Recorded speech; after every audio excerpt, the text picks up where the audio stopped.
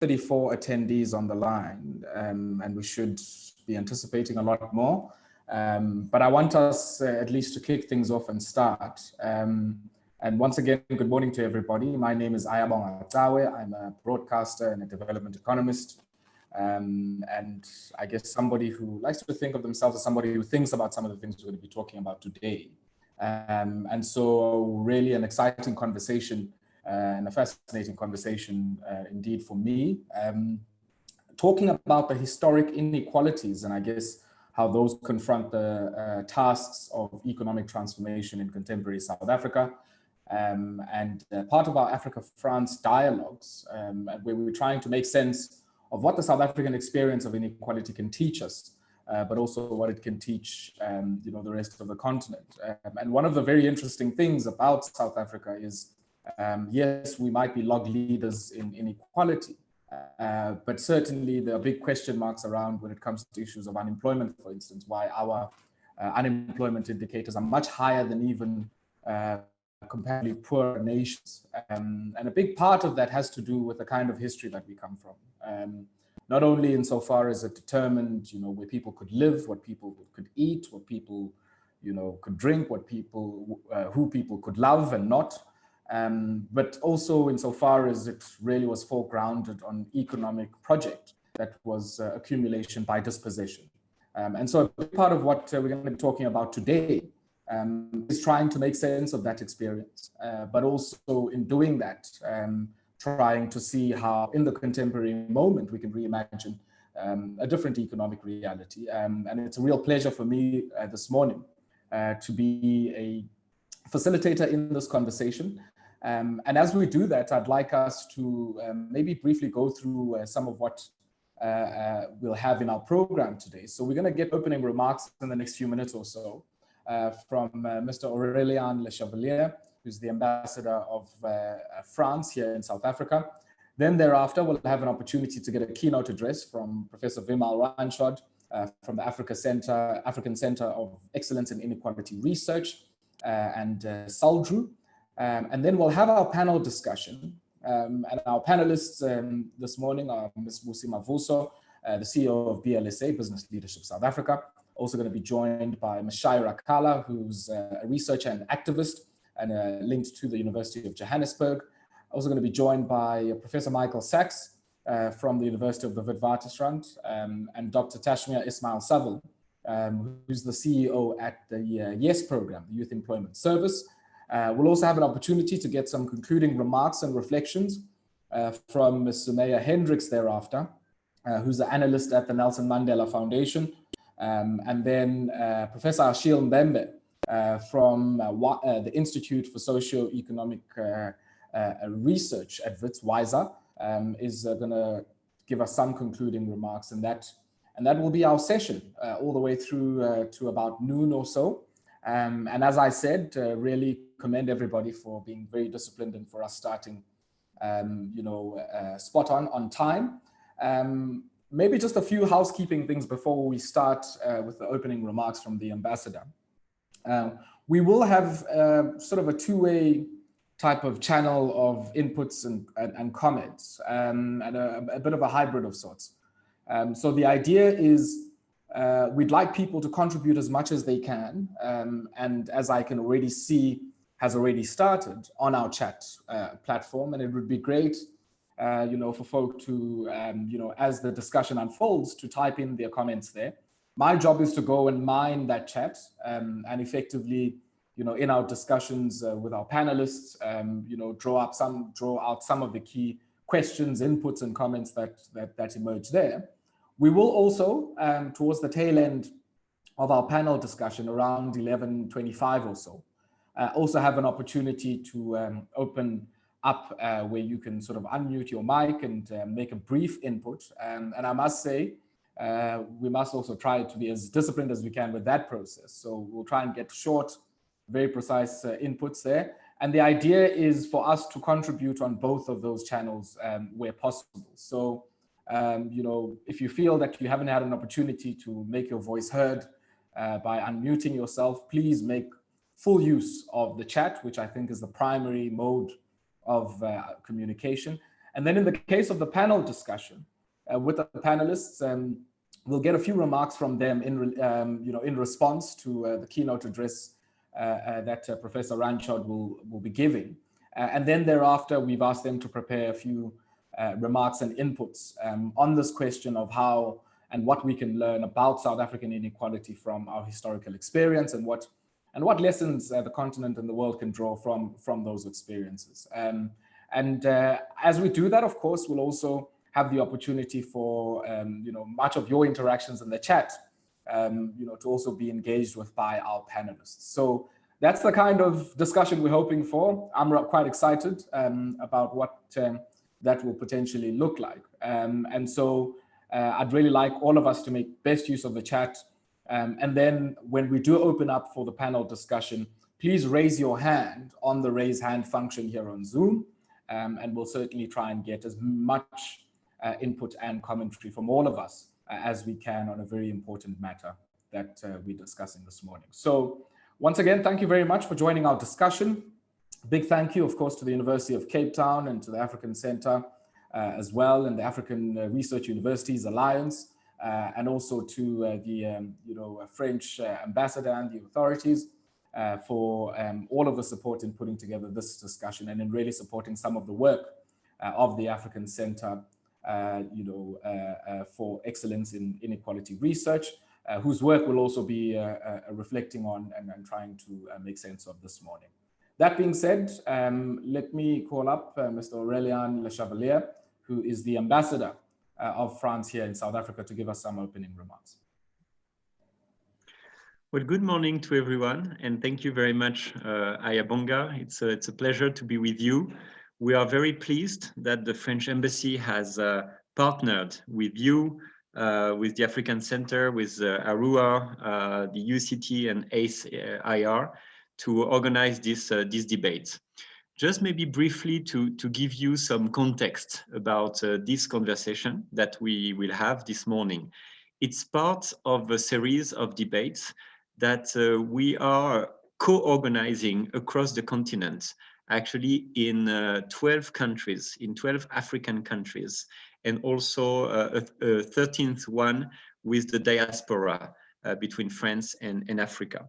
It's very important because we want to engage a new conversation, especially with the younger generation, but also with all those who are willing to exchange, to participate, to share ideas, and to discuss the difficult topics, all the burning questions that we have around us regarding our situations and our relations with our international partners.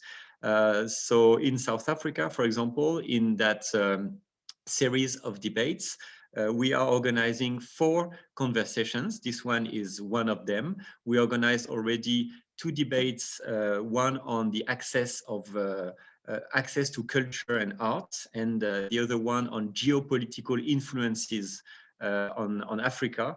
And there will be a 4th debate actually tonight on women empowerment in a hybrid event in Johannesburg at a place called The Forge.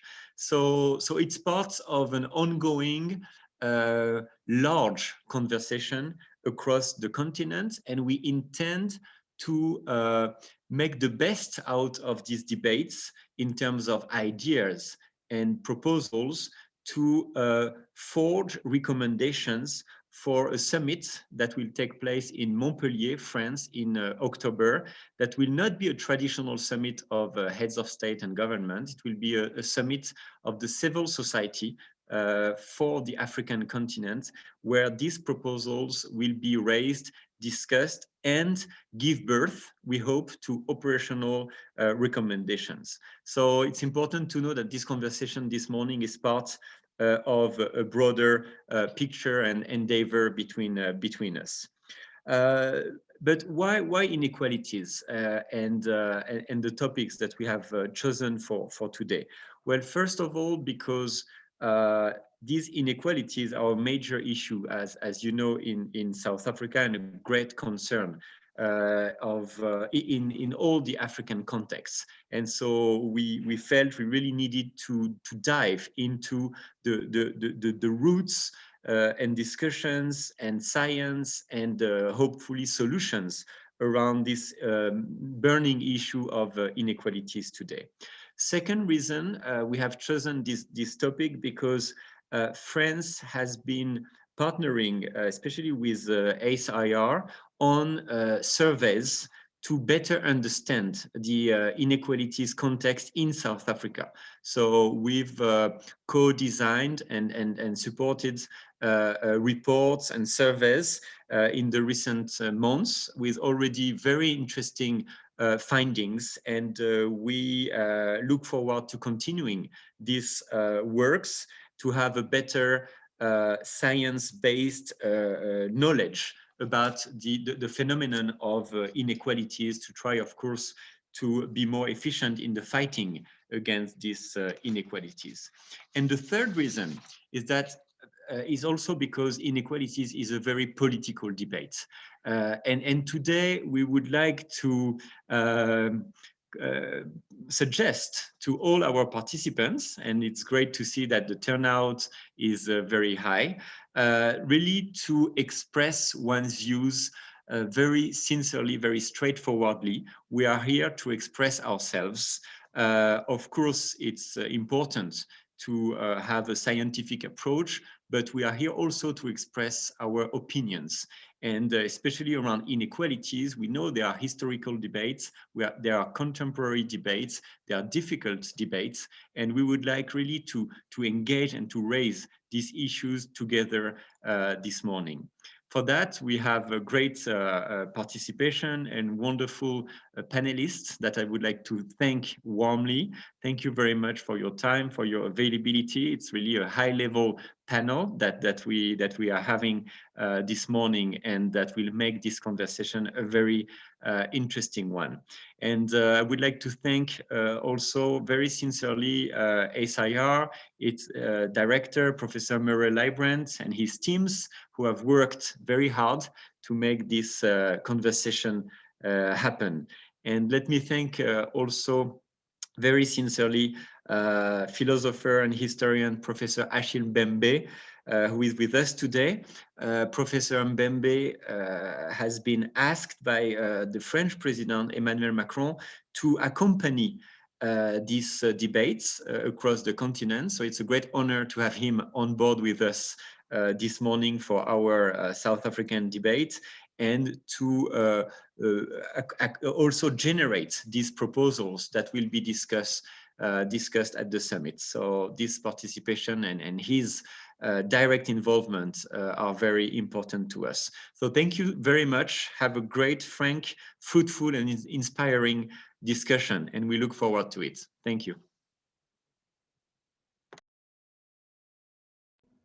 Thank you very much, Ambassador, for those remarks, and all of, I guess, the well wishes from the people of France for this conversation.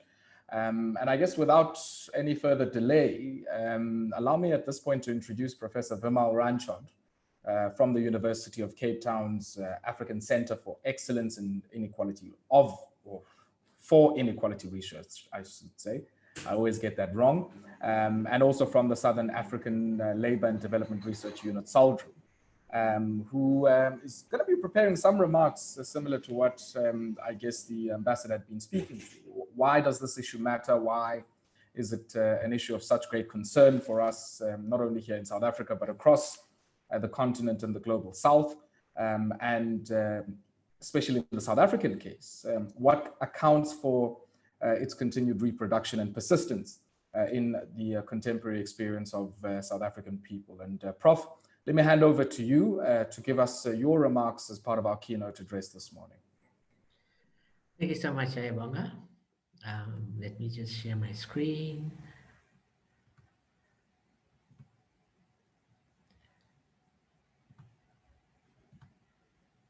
Are we good? Yes, yeah. Great. Okay, so thank you so much for having me and for everyone participating. My name is Vimal, and I work at SALDRU and ACEIR at the University of Cape Town.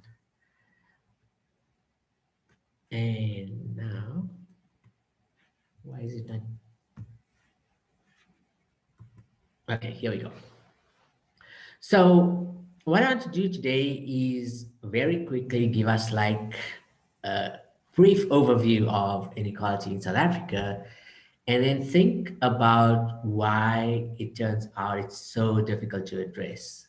So we're going to talk very quickly about why we would care about inequalities, and then think about what we know about the South African context. We know quite a lot. I'm going to go through that very quickly, but we actually have a strong evidence base about South African inequalities. Where we do less well is about thinking how we could do better going forward. And here I'm going to draw on some of the theory and some of the empirical evidence we've gathered to think about why specifically in South Africa, it turns out that we've got this massive persistence problem with inequality. And then just some food for thought for the panelists to comment on and discuss. So when we think about why we care about inequality broadly, there's two kind of groups of reasons. So one is for many people, it resonates that high levels of inequality, it's just not fair or it's just not right. It's not right that some people have so much and have billions and billions of dollars, and masses of people have almost nothing and are stuck in a survivalist enterprise. And so these are kind of moral or ethical based arguments relating to justice and social justice. And those are one reason why people care, just because of the morality that high levels of inequality force us to confront. On the other hand, and these are not in conflict with each other, just to be clear, there's a second set of reasons which are more instrumentalist in the sense that we care about the effects of high levels of inequality.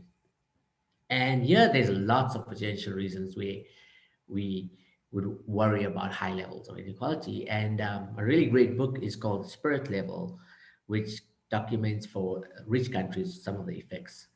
But basically, there's social effects, there's political effects, and there's economic effects. And on the social ones, we see that if you've got high levels of inequality, you're more likely to get a very stratified society, which then leads to a breakdown of social cohesion because people don't really relate to people who are very different from them. Politically, you can get high levels of instability, you can get capture, you can get distortions in the political process because of high levels of inequality. And even economically, even if you just get in a very narrow sense about the economy, there's a number of problems that arise when you've got a very widely spread income distribution. And these include exclusion, marginalization, that there's inefficiencies of who invests, who doesn't invest, who gets to hold certain types of activities and job positions, and you get untapped human potential. So you can have low growth paths as well.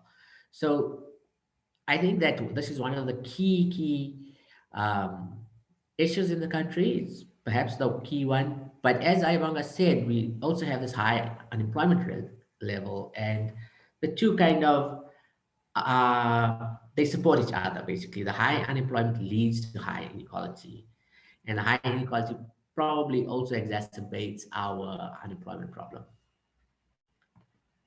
So here's a quick map, which is about the country level Gini coefficients around the world. And what you see there, the dark red and the very dark red is South Africa. We have the highest Gini coefficient in the world. A Gini coefficient, by the way, is just a statistic which provides a measure of inequality. It's a number between 0 and 100, where 0 is an ideal world of zero inequality. That means everyone in the country gets exactly the same amount of income, whereas 100 would be the upper limit of inequality, where one person gets everything and everybody else gets nothing. And so no country has 0 and no country has 100. But as you can see in this graph, quite strikingly, that South Africa has the highest Gini coefficient in the world. And it's not just a once-off. If you took data from the last 20 years, which is where we've got good data, you could pick any year's data, and you would find that we'd be in the top 3. So it's a very stable statement to say South Africa is one of the most unequal countries in the world, if not the most unequal country. Um, and the second thing to note from this is that there is something about Southern Africa. If you looked at the list and you looked at the numbers, that if you took the top 10 or top 11 or 12, you'd find that there's more than half a dozen Southern African countries. So Namibia is often very high, Swaziland is very high, um, and several of our neighbors. So the point is there is something geographically concentrated in Southern Africa, which means that it's this region which seriously has a big inequality problem. Okay, so I'm going to give some very quick empirical findings.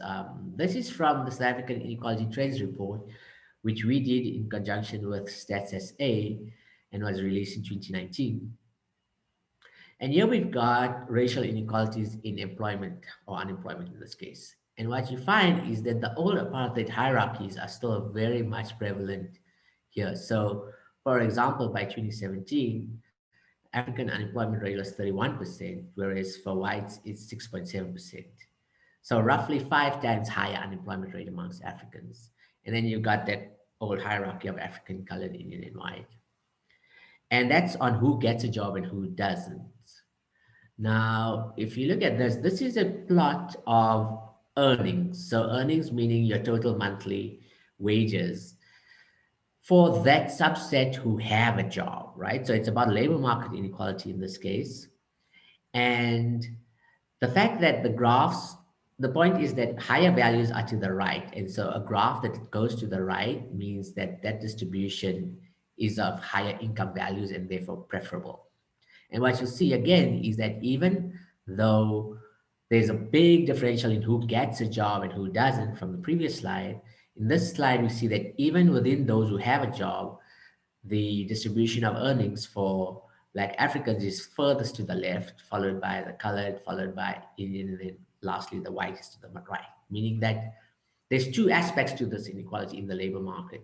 One is who gets a job and who doesn't. And the other is what's the wages that they receive conditional on getting a job. And these two coincide to mean that we get a lot of racial inequality in our labor market. Now, why I'm focusing on the labor market is because previous research by Murray Leibrand and others has shown that if you look at our income inequality, the largest contributor to it is the labor market. Like there's lots of different sources of income. There's government grants, there's interest income, there's capital gains, there's labor markets. But the biggest piece of that puzzle is the labor market. So to understand South African inequality, you have to wrap your head around the labor market. Um, I have one more graph, which is about gender inequalities in the labor market. And again, here you'll find that males out-earn females conditional on having a job. We've done lots of these analyses in that inequality trends report, which you can download for free. But the point is that there's lots of different ways in which inequalities manifest, and it includes gender, it includes urban and rural dwellers, it includes by education levels, it includes, as I've shown, race. Race still remains a really important um, covariate or variable to consider if you want to understand the South African context. Okay, so now I want to think about why is inequality so persistent? And this is kind of motivated because if you used data from the last 20 or 25 years, meaning so from democracy onwards, you're going to find South Africa is just this incredibly highly unequal society. And yet, if you look at the policy rhetoric, that inequality was recognized as an important thing a long time ago. And there are several policies which have been aimed at reducing or addressing this inequality. So you've got this mixture of policy rhetoric and some actual policies being implemented, and yet inequality remains extremely persistent, right? And so here we're going to go and think about some of the theories of inequality. So an inequality trap is a dynamic idea. It's an idea of how things evolve, where you start with a situation of high inequality, and that situation remains stable over time. And the mechanism by which this arises is that the relatively rich and the relatively poor have to engage somewhere somehow, often through the labor market, but it could be through goods markets, it could be through education, etc. in a way which ends up reinforcing the advantages which the rich have. So it becomes a cycle, it becomes a loop. And that privilege is so strong that the poor can't catch up. And this is how the inequality trap manifests. And there's different ways for these things to arise. I'm going to present an illustrative example in a moment. But they could be economic or social or political or multiple versions simultaneously. Right, so here is an example of an inequality trap in education, a hypothetical one. So let's start at the bottom with the household. And there's a whole lot of households in a country where we've got unequal family backgrounds because we're starting off with a high inequality society. And this inequality in family background means there's unequal access to schools or the quality of schools that the children can attend. And what that does is, with enough disadvantage and cumulative disadvantage, the poor don't acquire the same skills or education levels as the rich do. And then when we go to the labor market, we find that only a small fraction have the high levels of education, which is disproportionately going to people whose parents were well off already. So the parents are rich and their children are disproportionately advantaged. And then they get to go to the labor market where there's only a few highly educated people who earn really high returns to education. And then in that process, because the returns to skills are so high and there's only so few of them, it reinforces the education, the inequality loop, sorry. So, and then we get another generation of high inequality in households. And this is, in some sense, a problem because everyone doing the best they can as an individual household or as parents will try to get their children into the best schools possible. But the poorer people can't compete because there's just not enough good schools in the system here. There's several other possibilities, and I've just tried to highlight a few that might be relevant in South Africa. So as we know, we have residential segregation, which starts explicitly with the Group Areas Act. But when you get segregation and stratification, you also get a number of things. So for example, safety is definitely correlated with the income of the neighborhood. Um, and schools and how well the schools prepare students for the particular qualifications or exams will also correlate with that. You've got transport costs, which are differentiated by design in the apartheid sense because we tried to segment people into areas and neighborhoods where it was harder for some people to travel to certain other areas. And what that means is that it's harder to access job opportunities. Or in some cases you can, but then you've got to pay a lot. My colleague Andrew Kerr did some work on the costs of getting to work and found that in low income neighborhoods, it was something like 30 to 35% of wages are being spent on getting to work and back. Social networks, that's a social aspect of it. Credit markets matter, who can save, who can't, who can access capital, who has the wealth to start businesses, to take advantage of good investments. How much do you pay to borrow? All of these kind of reinforce the inequality dynamics at play. And then the political elites one is a rent-seeking one. When you think of corruption, that's one way in which inequality traps can manifest, because there's winners and losers from corruption, right? And there's the winners on the side taking the bribe, but there's also the ones who can afford to give the bribe in return for political favors. And then the people who can't are excluded from the market in a sense. There's also the political policy making, which can be skewed to towards elites, and that would be both in terms of expenditures and tax policy. So one of the things which we don't talk about much, just because it would be super complex to solve, but intuitively is almost surely true, is that what happens when you've got several of these things? I'm referring to the previous slide here. When you've got several of these things at play simultaneously. So almost surely they kind of reinforce each other in a way that makes it much, much harder to reduce inequality. And so I was just trying to think this through, and I said, let's go back to the education story, right? So we know that education has been an important policy objective since the new government, since the democratic era, basically. And South Africa does spend a lot of money on education in terms of share of the budget relative to comparative countries. So what we've got here are just, I created three groups and I'm using lots and lots of data over the last 20 years. Um, there's three groups which shows the highest level of educational attainment for young people aged 20 to 29. In the left-hand panel, you see there's a slow upward trend in the fraction that have more than a matric. It could be anything more than matric. It could be a diploma, it could be a bachelor's degree, a master's degree, etc. You see a big increase in the fraction who have matric, right? So it goes from approximately 30% to over 40%. And the big decrease is the fraction who never finished high school. And so we do see that educational attainment has been growing slowly, but in the right direction, actually. But then you go to the labor market, because the point was that there's these really big personal returns. Individual returns to higher education or higher levels of education are very high. And what we see though is that, okay, let's focus on the period after 2008. It's very clear which was 2008 because that's the global financial crisis and that's the peak in the proportion employed. But after that, what we see is that the there's a decrease in the employment, the fraction employed for the people with a tertiary degree. It's still much higher than the others, but it's downward, it's sloping downwards.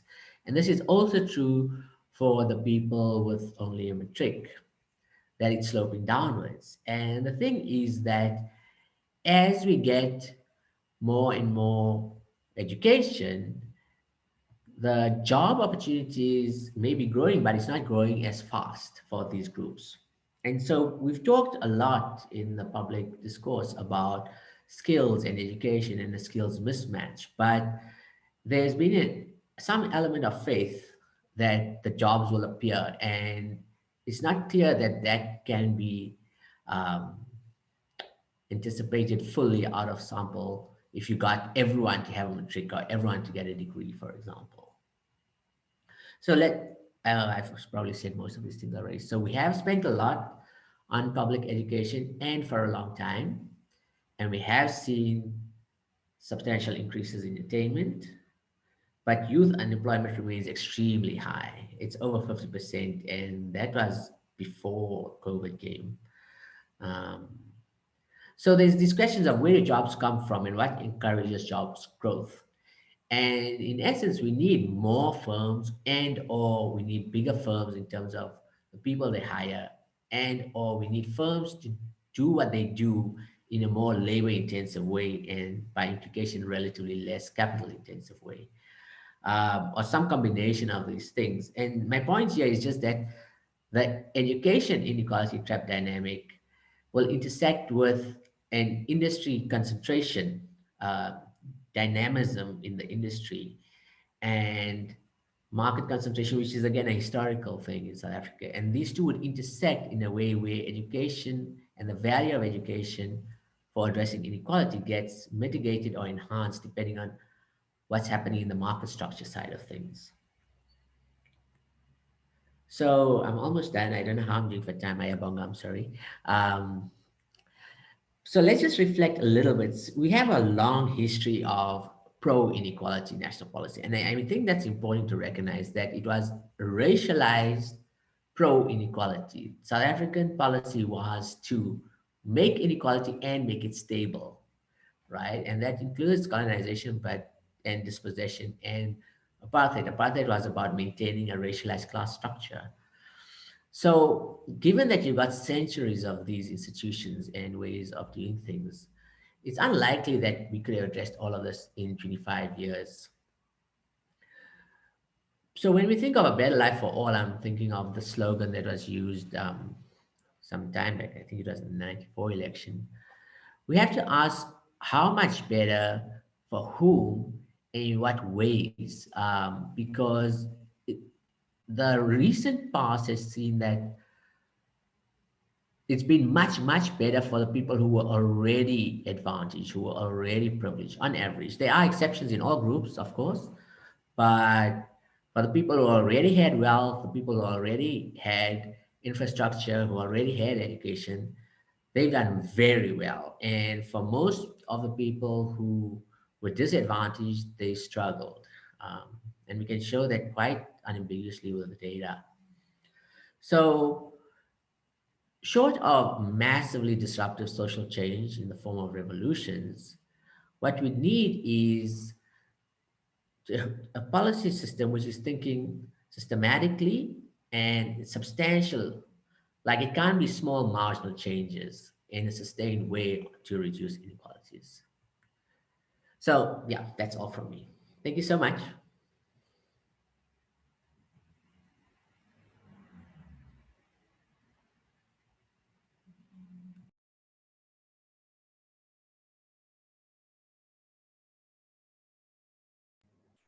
Hey, Vimal, are you still with us? Yes. Have I stopped? I think I stopped sharing, no? Hello? Hi, yes. Can you hear me now? Yeah, perfect. Oh, okay, cool. Awesome. Thanks a lot, Vimal, for that input. And I guess, yeah, I mean, speaking to many of the historic roots of the challenge that we have.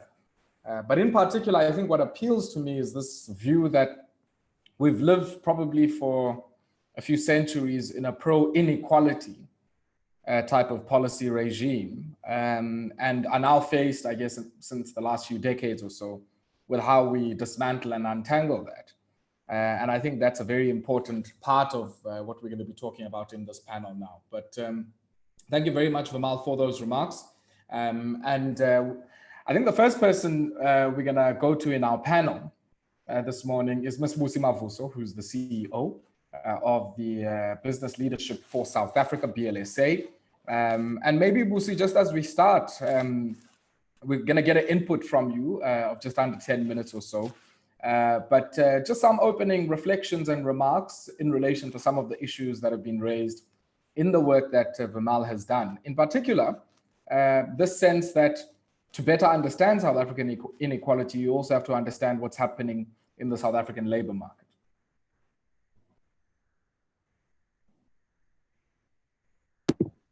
Ayah Bonga, thank you very much. And good morning to everyone. Vimal, thank you very much for the brilliant presentation. And I must say, Ayah Bonga, that there's nothing that I disagree with, you know, in the presentation that has just been shared by Vimal. So you see, for me, Ayah Bonga, and I'll touch on the labor market question that you're posing. For me, one of the things that the COVID-19 crisis really exposed is just how fractured our democracy is and just how unequal we are as a society. And I think Vimal highlights the issue of inequality, you know, to the extent that it did. And I absolutely agree with it, because I really think that the biggest ticking time bomb that we have in this country is inequality. I don't know, most of you would remember that there was an interesting text that was doing the rounds at the beginning of the lockdown last year when we started. And it was posted by some Indian doctor. And he said this in the context of India, but it absolutely resonated in the South African context as well. He was referring to just how the ways to prevent the virus seem to be accessible to the affluent. And I think if you're looking at what is happening in India at the moment, I think you see how true this is, you know. And he raises the fact that we are being told to constantly wash our hands, which assumes that you've got running water. And yet we know that running water in this country in particular is a luxury that many don't have.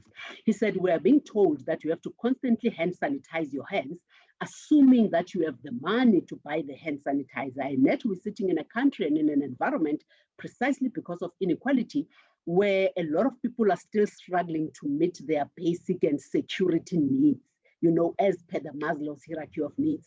So a hand sanitizer is a luxury that they definitely cannot afford. You know, if you are being told to stay at home, as we are sure going to be told, as we are going to be entering the third wave, Ayah Bonga, it assumes that you can afford to do so.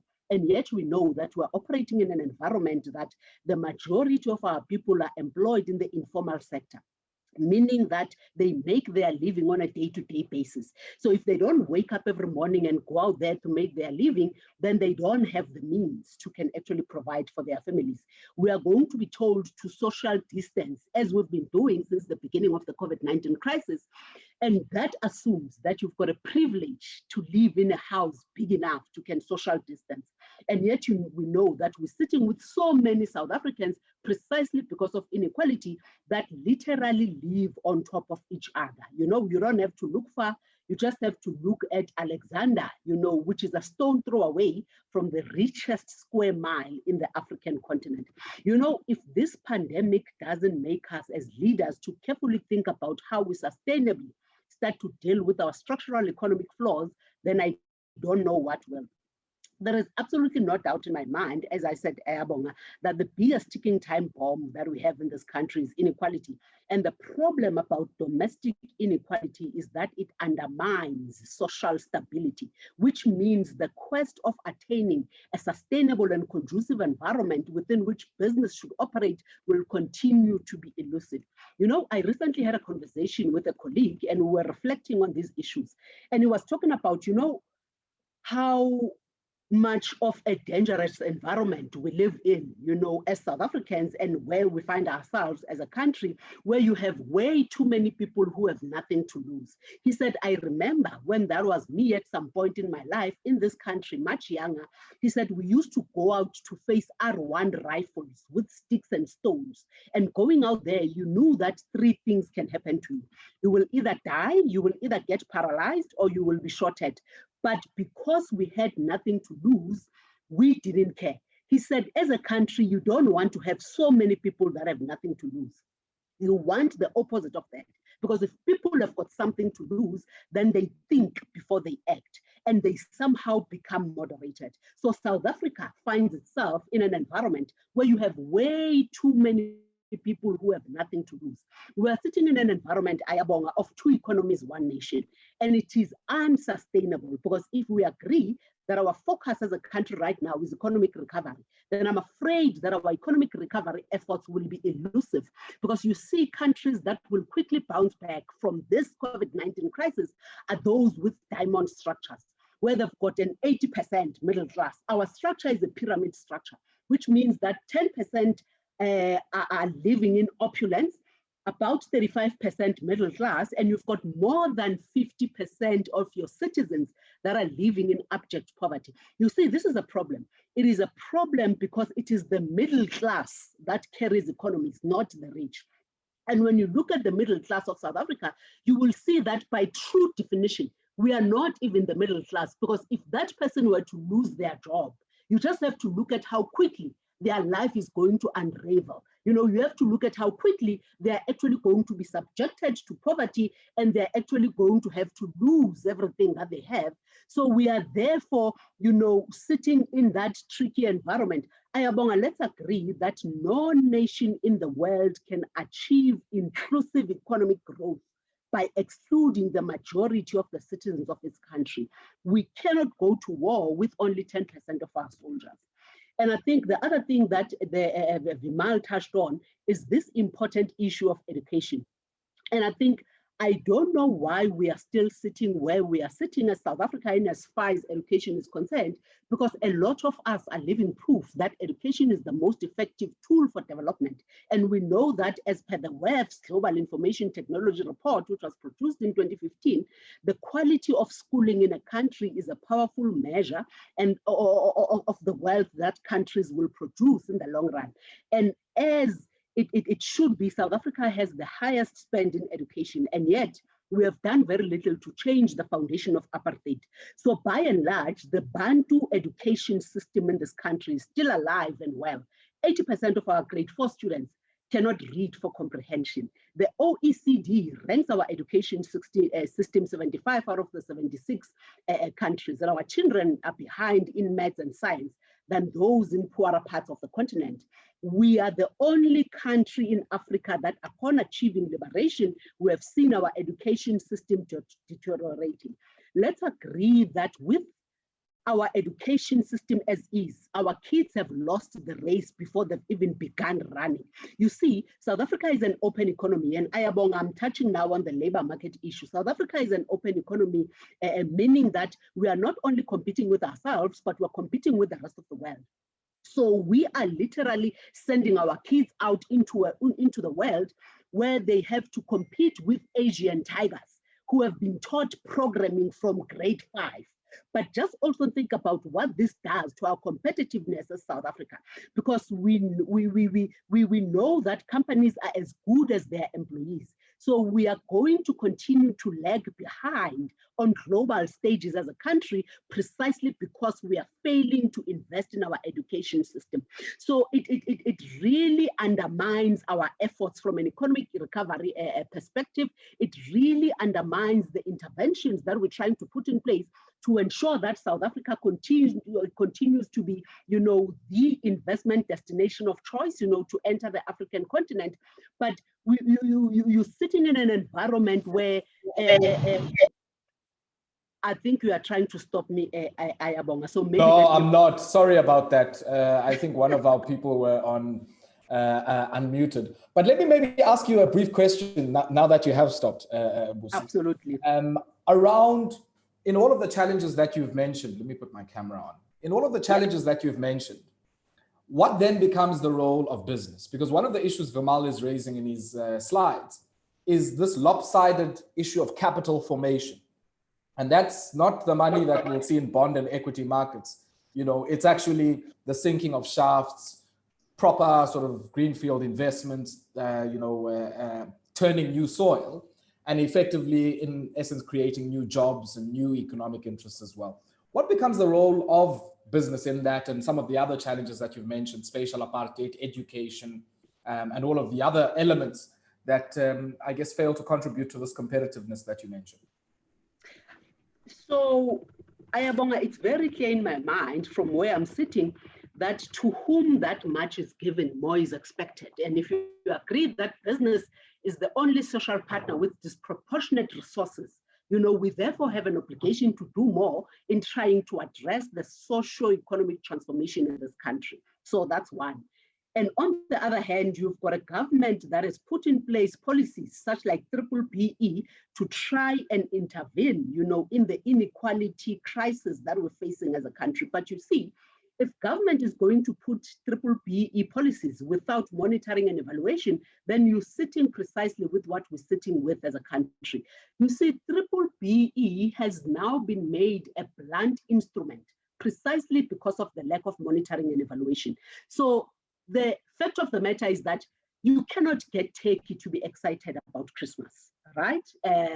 And you have South African businesses who have taken to BBBE from a tick box exercise. Is that right? No. But I would think that, conditions for people to prosper need to be created. And government has created those conditions through BBBE. So government has to, therefore, by monitoring BBBE, drag corporate South Africa kicking and screaming to ensure that they implement effectively the BBBE intervention and policy that they've actually put in place. Because by them not having done that, we have seen how we have actually, regressed as an economy in as far as BBBE is concerned. It's unfortunate that policies such as BBBE have to be forced down our throats, as business. But if you're sitting in that environment, if you're sitting in an environment where business is not going to willingly implement these policies, then I would like to think that a government therefore has an obligation,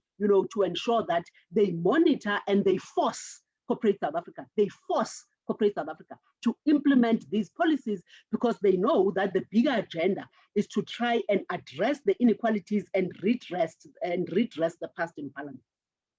Quick one, in 30 seconds. What do you think is the biggest constraint for South African business, organized business, to put their monies where their mouths are and invest, fixed investment in the real economy, to try and deal with some of these issues that we face and invest in underserved areas? Because I think that's also the other element of the geography of segregation and inequality. So Corporate South Africa will tell you that the environment within which we are operating as a business constituency in this country is not conducive. You know, they will tell you that government is failing to implement some of the critical structural reforms that we've been talking about, at least for the past 4 years.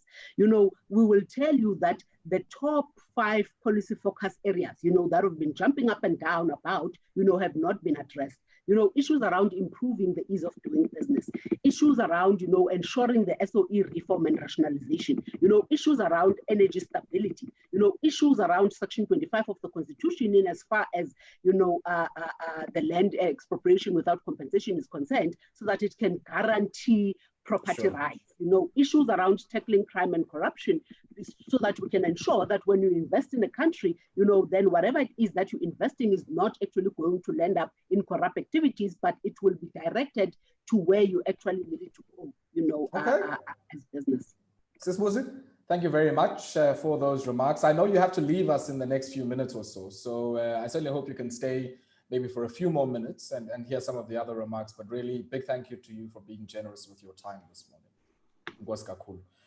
My next panelist, Shaira Kala, is certainly known to many as a klipgoya, and if you come from South Africa, you will know what I mean by that, and somebody who was very much involved in the shakeup of many of our universities, both here at home and abroad, during the call for the decolonization of our campuses and quality-free higher education. She's now a researcher and activist linked with the University of Johannesburg and continuing, of course, to fight and hold and anchor space around a wide array of social and economic policy questions. Shaira, I guess you have the same amount of time as Busi had, and maybe some reflections just as we start on Vimal's presentation and any elements that indeed resonated with you. Thank you so much, Comrade Ayah Bonga. And I'm not sure if it was a mistake that I was asked to speak here or if it was my mistake to accept the invitation, but either way, I'm here, and as Ayah Bonga said, I'm known to cause trouble wherever I go, and today will be no different. So I'm here in a hijab, and that has a tinge of irony given the ban in France. And my hijab is a kafia, which is a symbol of Palestinian resistance, which can get you gassed in Paris, despite the notion of liberty, equality, fraternity, which was not applicable to all when France engaged in its civilizing or development mission, because Africa really did develop the West. And clearly isn't applicable at all now when Muslim women are policed on how to dress, and Black youth are racially profiled and attacked by police. And I think for me, you know, some reflections on what Prof presented is that there can be no recovery without redistribution. And if we think about some of the points that Busi made, when we think about being globally competitive, I want us to also caution ourselves to get stuck in a rat race, because I really think that we are in a position to change the game and to make the world understand that it's not just about global competitiveness, but also about being globally disruptive. And that comes from an influence on decolonization and on the moral arguments that Vimal said are also part of why we care about inequality, not just the instrumental ones, but the two are not mutually exclusive. So the political systems we create and we experience determine the choices we can make. And we are dealing with development in an age of contradiction. Some examples of this, the state has failed at-risk children as a 55 million rand orphanage stands empty in the Northwest. And these children who used to live in this orphanage are now exposed to gangs and drugs and have not been in school since the shutdown of the facility. Then we see on a more international level, the Macron-splaining, as I like to call it, about how Africa does not have the tech to manufacture vaccines.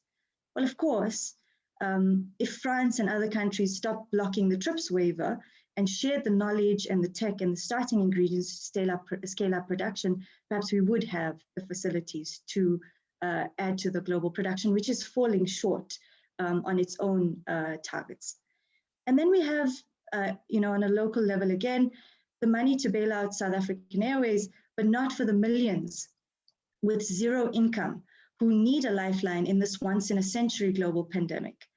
And we've been spending billions to pick out the deserving poor from the structurally unemployed, because we live in an economy and we have a government that still believes the myth that full employment is a reality. So we are in an age also of extreme convenience, and this is made possible by extreme precarity. Some could work from home in pajamas, and others diced with death every day on the front lines, making sure that, for example, we had enough food while not having enough money to buy food that would constitute a nutritious meal. And that exploitation is historical for us as a continent. So some could shift to online learning, and others had no internet or devices. And worse, they had no idea where their next meal would come from because the government ended the National School Nutrition Program, which many, as much as 9 million young people rely on as their main meal for the day. And globally, an Oxfam report exposes that plutocratic profiteering from the pandemic has been unfolding by the billionaire class, which hasn't just fiddled with Rome, it has made a fortune from the flames while denying healthcare and contracts and living wages to its workers. So now when we think about labor and the education system and the labor market, we really need to think about it and how we define employment. Most arguments ignore the massive contributions to women in the economy through unwaged work that they perform in the home to bring up the next generation of laborers and to care for the elderly and to care for the sick. When workers are underpaid, it is women who are left to bear the brunt of this. And we know that the unemployment levels that we've seen have a fire lit under them as a result of the pandemic have affected Black women more than anyone else. But we have to break the link between how much you get paid and what you are producing, because the market valuation of things that are most valuable to society are mostly upside down. And care work is a very important example. None of us would be here without the care work to bring us up and to look after us and to feed us and to make sure that we had our needs taken care of. And yet that is not at all considered when we think about how our economy is structured. And that shows you what a problem we are in globally. With all this in mind, I want to reflect on a question I was often asked in 2015 and 2016 as a student activist fighting for free education and for decolonized and quality education. People would say to me, why do you need free education when so many who graduate cannot find jobs? And now, of course, creating a livelihood is definitely something at the top of our lists when we consider going to study and furthering our education. But do we really just go to university to find jobs? And if that is something that we do, is it something to be proud of? Professor Salim Bali and Anwar Mortala's book on education, economy, and society brings contributors together to critique the tendency to reduce the skills discourse to narrow economic ends. They argue that education finds its value and purpose in a focus on social justice, on transformation or decolonization, and democratic citizenship. We need an education system which produces thinkers astute enough to recognize the dangers of populism and neocolonialism. And I know that France needs this a lot. But we also need an education system which provides skills and thinkers that can solve the most complex problems. So, for example, if we say there's a shortage of accountants in Africa, it doesn't really help us to solve the climate crisis or the exploitation of our resources, the ones France loves so much, the uranium, the gold, the iron, the diamonds, the oil, and the gas. We need accountants who can imagine and create global wealth taxation systems which operate internationally, given the globalized nature of our economies. The technical skills of today alone won't solve the challenges of tomorrow, and that is where the humanities is so critical in our education system. But we also lack purpose-driven education and a generational mission as young Africans. We do need public servants who can weigh up the costs and benefits of budget cuts and social spending in a global pandemic when hunger is at its highest and stunting is on the rise, which have damaging long-term effects for generations to come. Ones who see the value of public innovation and are not afraid to step onto the edge and interpret what was handed to us from the center in a different and unique and creative and disruptive way, and not just in a competitive way. So something I worry about is our reliance on big tech when we speak about the future of work. The president of the African Development Bank, in a panel on the future of work at the University of Pretoria this week, mentioned skills for coding through partnerships with Microsoft and the need for digital infrastructure investment. But without considering ownership of these infrastructures, we are not going to change the status quo of this continent. We need to be conscious of ownership structures of our digital infrastructure to safeguard our sovereignty and to protect people from surveillance by building on people's tech. And really, we are in a position to interpret what people's tech means practically. Neville Alexander referenced Nussbaum's argument that democratic societies need the scholarship associated with the humanities. Universities, instead of educating and training clients and service providers, which is what tends to happen increasingly today, ought to have it as their main objective, the education of a global citizen. So we need coders and UX and digital architects and design specialists who can show us how digital technologies can facilitate the transition from today's digital economy of surveillance capitalism and data extractivism, whereby a handful of US and China-based corporations battle for global digital supremacy, to an alternative political and economic project. That project, we hope, will include more democratic, egalitarian, and public alternatives to today's highly hierarchical and privatized platform consensus. We need economic journalists who can hold business, government, and the market accountable for failures which have immense consequences, like the 2008 crisis that Prof mentioned in his presentation. And that, who do not reduce economics journalism to business journalism, to improve the quality of education, to heighten people's employability and productivity, because that's not all that matters, as we know today. I mean, despite periods of growth in our economy, we still remain the most unequal in the world.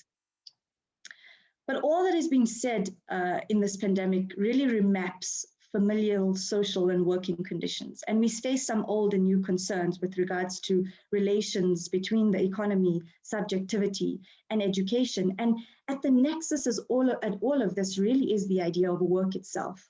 So we need to consider the expanse of inequality in our country in terms of scale and time. And we can speak of the presidency wanting 2 million new jobs over the NDP target, but unfortunately, the fact is that the NDP's target of a Gini coefficient of 0.6 by 2030 would still place South Africa's income inequality as the highest in the world. Perhaps it is time that our attention shifts away from flaws and towards pathways. Actions we need to take need to be widespread and long-term, which Prof also mentioned. And we don't have till 2030. Unemployment has had a fire lit under it, and the pandemic has caused a net loss of around 1.5 million jobs, mostly, like I said, of Black women. And we have a highly exploited population, which I think is something we don't talk about enough. Even of those working, 70% of them would fall under the working poverty line. That's not acceptable in any economy. So the idea that education must be linked more directly to the economy to ensure the economy has access to all kinds of skills it needs if it is to grow and create employment leads us to ask, what is the economy for and who does it belong to? Now, in the C19 People's Coalition, which I'm involved in as part of the Cash Transfers Working Group, there have been calls for extending, expanding, and increasing the COVID grant, which is a 350 cash transfer to unemployed people between the ages of 18 and 59, which is the first time that unemployed people have actually formed part of the social security system formally. And on an ideological level, we use the term basic income guarantee because we want to shift away from those cash transfers and cash grants towards a more permanent system of protection, which would allow us to delink the dignity that people can only receive through jobs, which simply aren't there, and would allow for people to have a moral and social right to the economy just by virtue of them existing as human beings. And this approach frames the big around, the current around healthcare, housing, schooling, and delinks livelihoods from jobs and work, which is where I think the conversation needs to be moving. Development and progress to me doesn't signify the ability to access the market, but rather the ability to reduce the space in which it operates. And labor and education are paramount in this, and rethinking that.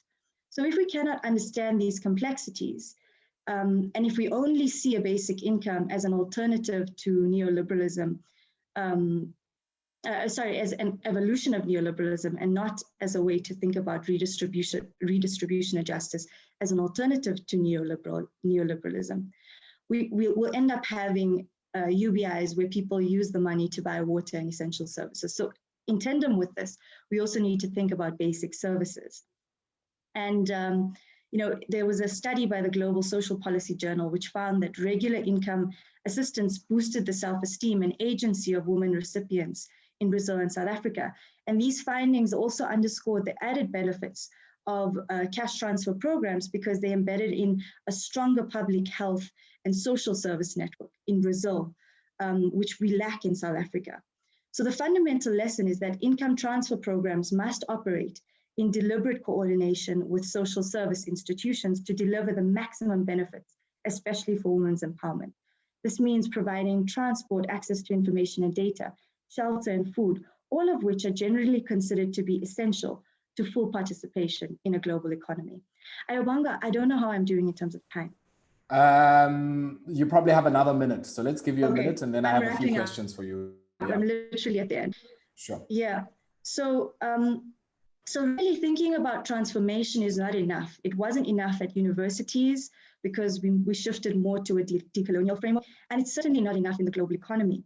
So in the words of Professor Mame Fatuniang, where would France be without its colonies in the Caribbean?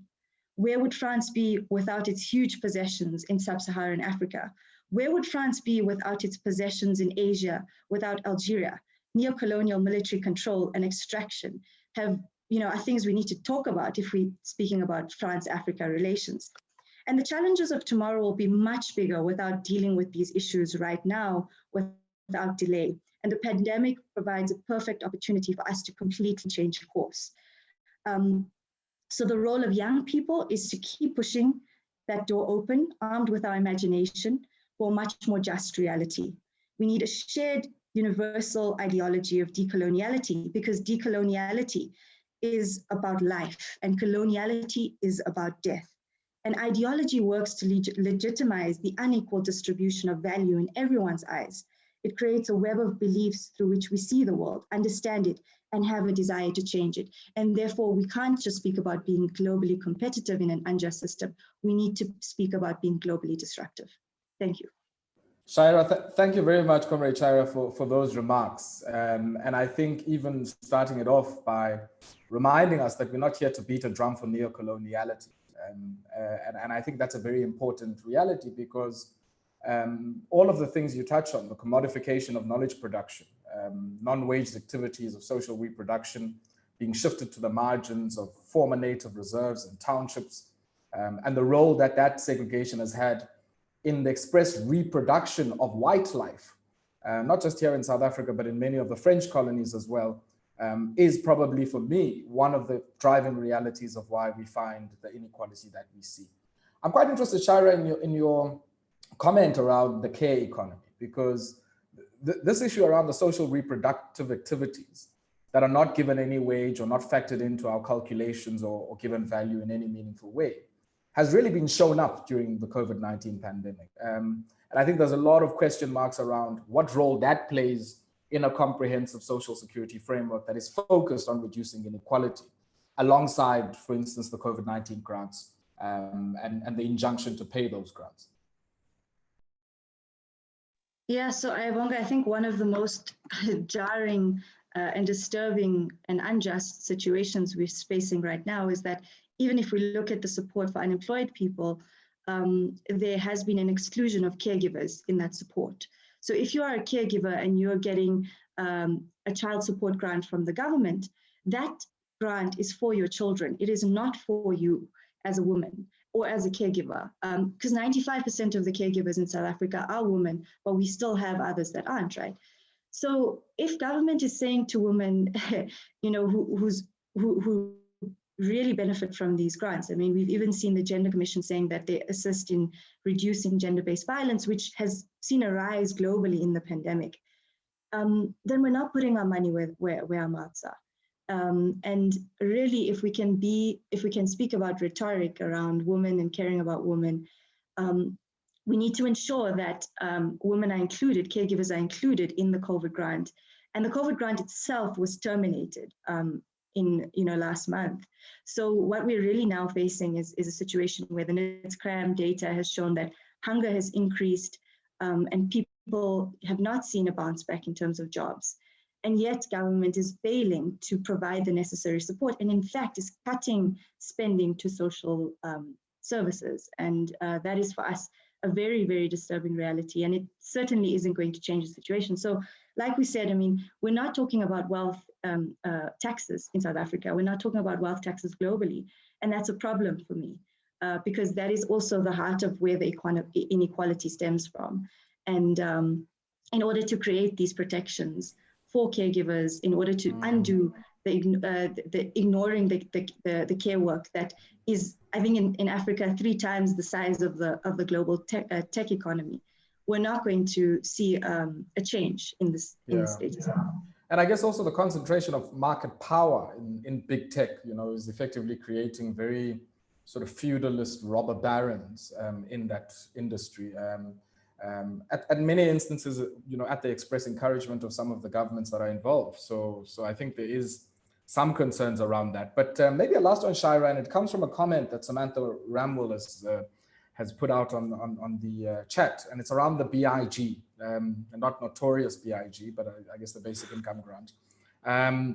And she says there, while a basic income grant is absolutely necessary, it could pose problems without more global economic transformation and land reform, without transforming capital ownership of necessities, and I would think product markets there.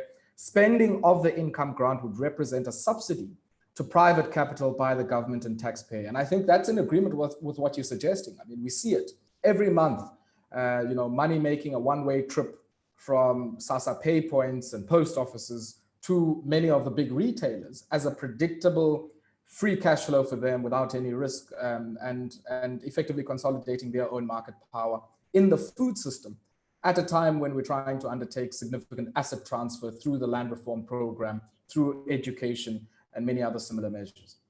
Yeah, absolutely. I mean, we've even seen grants claimants buying water, which should be a basic service, a basic right. And most people who deserve free services are not actually getting them. So that is, a universal basic services is as important as a basic income. And we don't see a BIG as a silver bullet in any way. We think that it can deal with extreme poverty, but in terms of inequality, it's going to take a lot more than just basic incomes and cash transfers. And 100% at the center of it is land. At the center of it is the very concentrated multinational, ownership of our economies. And that's why I brought up ownership of digital infrastructure as well, because as we talk about the future, we don't want to be repeating the mistakes of the past. We need to address them holistically. Thank you very much, Comrade Shaira. I really appreciate your generosity with your time this morning, and I hope you can stay on because I think there's a few questions that are going to be coming your end from some of our participants. Let me now call up Professor Michael Sachs from the Southern Center for Inequality Studies at the University of the Witwatersrand to give us some of his reflections and also draw on some of the work that that particular Center of Inequality Studies has put together. Professor Sachs, the platform is yours. Thank you, Ayah Bonga. I have 3 points, but I'm going to focus on 2 of them. The first is that we need to stop thinking about inequality as a problem of the poor and start thinking about it as a problem for the affluent. The second is that the central challenge in South Africa is not the redistribution of income, it's the redistribution of wealth.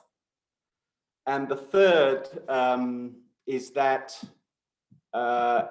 unless South Africa can address the problem of segregation, it's going to be very difficult to overcome the problem of inequality. So let me explain those things a little bit, what I mean. I think there's a strong tendency, and I would suggest that it's reflected in Professor Ranchot's presentation, but not only in his presentation. I think this is strongly entrenched in the policy discourse, to approach the problem as a trap, that the poor or those at the bottom end of the distribution find themselves trapped in some situation. So structural conditions, which we all agree have been created by history,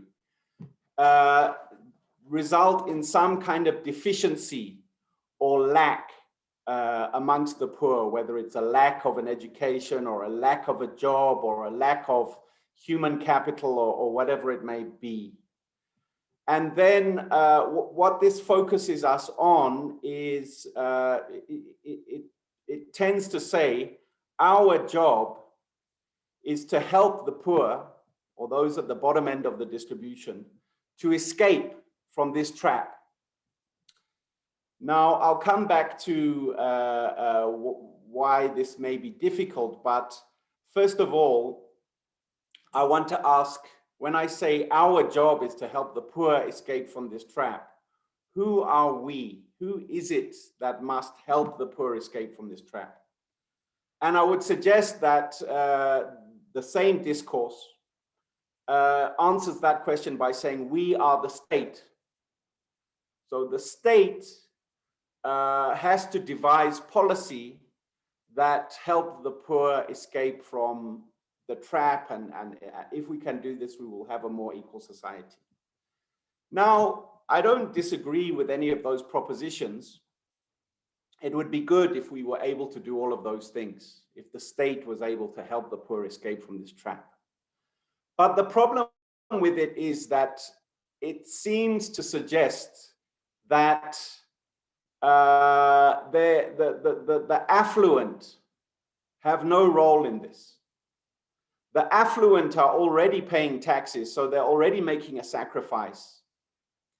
And the central problem is the failure of the state to transform this sacrifice that the affluent are making into an effective program that enables the poor to escape from this trap. So for instance, in the case of education, you know, we're spending a lot of resources on education, as everybody knows. So the affluent are making the sacrifice that they're required to make in terms of taxation for education. But the poor are, or the state is failing to translate this excellent sacrifice on the part of the affluent into an effective program of education that helps the poor escape from their trap. So it's a discourse that focuses attention on the poor and on the state. And to the extent that it focuses on the powerful or the affluent, it tends to look at it from a problem of corruption or some kind of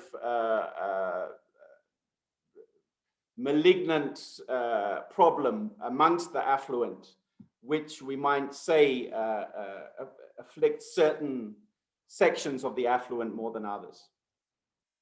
So that's my first point, is that we need to stop thinking of inequality as a problem of the poor and of the state, and think more about what is the sacrifice that the affluent need to make in order to overcome this problem. The second point, and it's very much related to the first, is that we need to focus much more on wealth redistribution. So South Africa is probably unique in the developing world in having an advanced fiscal state, which redistributes income to great effect. And many people are pushing towards further efforts at redistributing income, including through a basic income grant and other measures, as the answer to the problem of inequality. And I think this is a mistake, as the last section of this discussion with Shaira pointed out, that really, if we're not going to change the structures of society,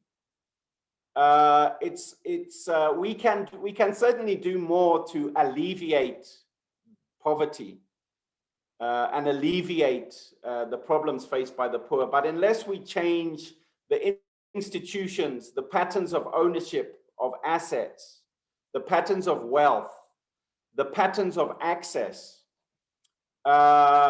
we may not actually solve the problem. We may entrench the current situation. And we should remember that most of the, or many of the welfare states that developed in Europe developed very explicitly with a mandate of preventing the redistribution of wealth by making inequality and poverty tolerable.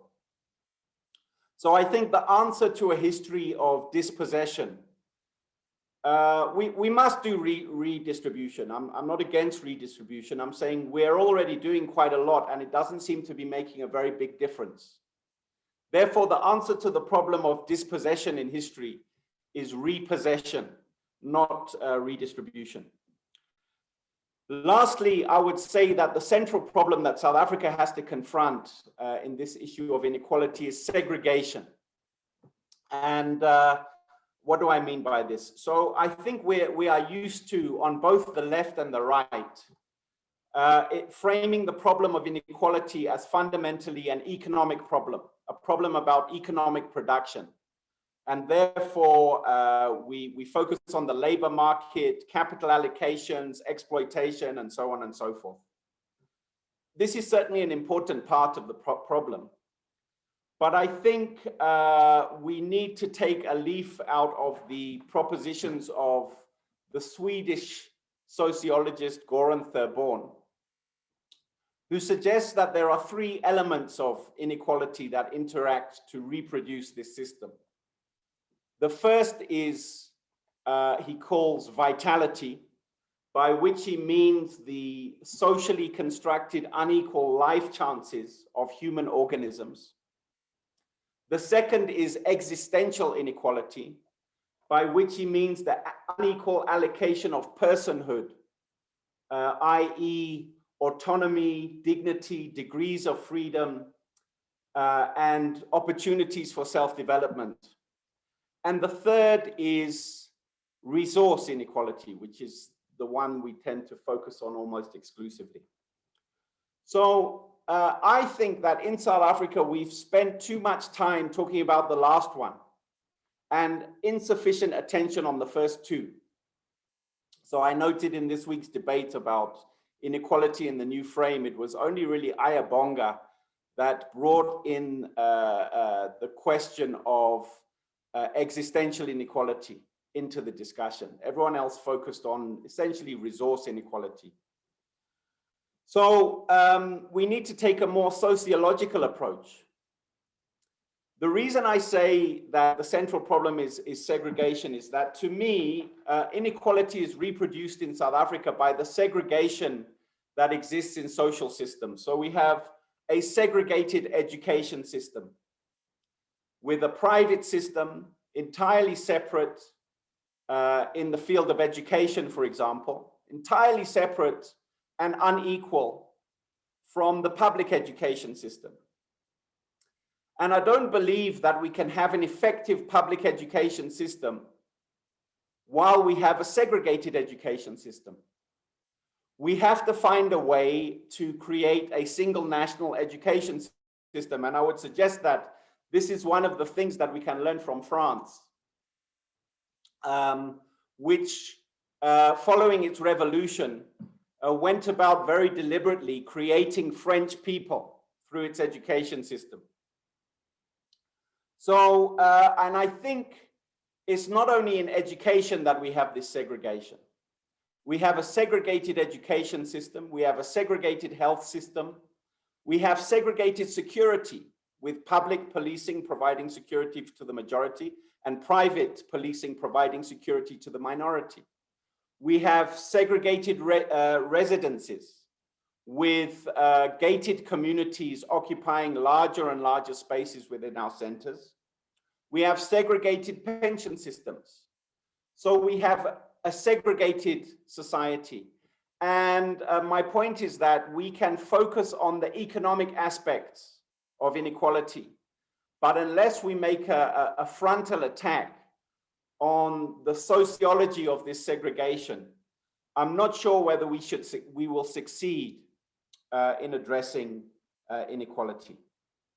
So of course, this goes back to my first point, because it is possible to say we must increase taxes and increase the sacrifice of the rich in order to provide more resources to this segregated public education system, for example. But I don't think that will improve the segregated education system. That is not a real redistribution of resources. The rich need to make a sacrifice in their own vitality and their own existential position in order for us to create integrated social systems that contribute to a common society. And we need to think that those are the kind of issues, those kind of sacrifices on the part of the affluent need to be thought about much more than we have done till now. Thanks for that. Prof, thank you very much for those remarks. And let me maybe keep you on there for a second, because Alison Gwynn Evans is quite interested in the Swedish sociologist you were mentioning. So if you can, when we're done here, just type the name of that sociologist in the chat. I think many of us would appreciate that as we try and share what all of us are reading. I think the other thing, Prof, that I'm quite interested in is your assessment. I mean, you speak about repossession as opposed to redistribution as a means to respond, I guess, to dispossession. And I'd like you maybe to unpack a bit more what you mean by repossession and what that looks like at a policy level, and maybe, I guess, in a set of instruments that we might want to think about.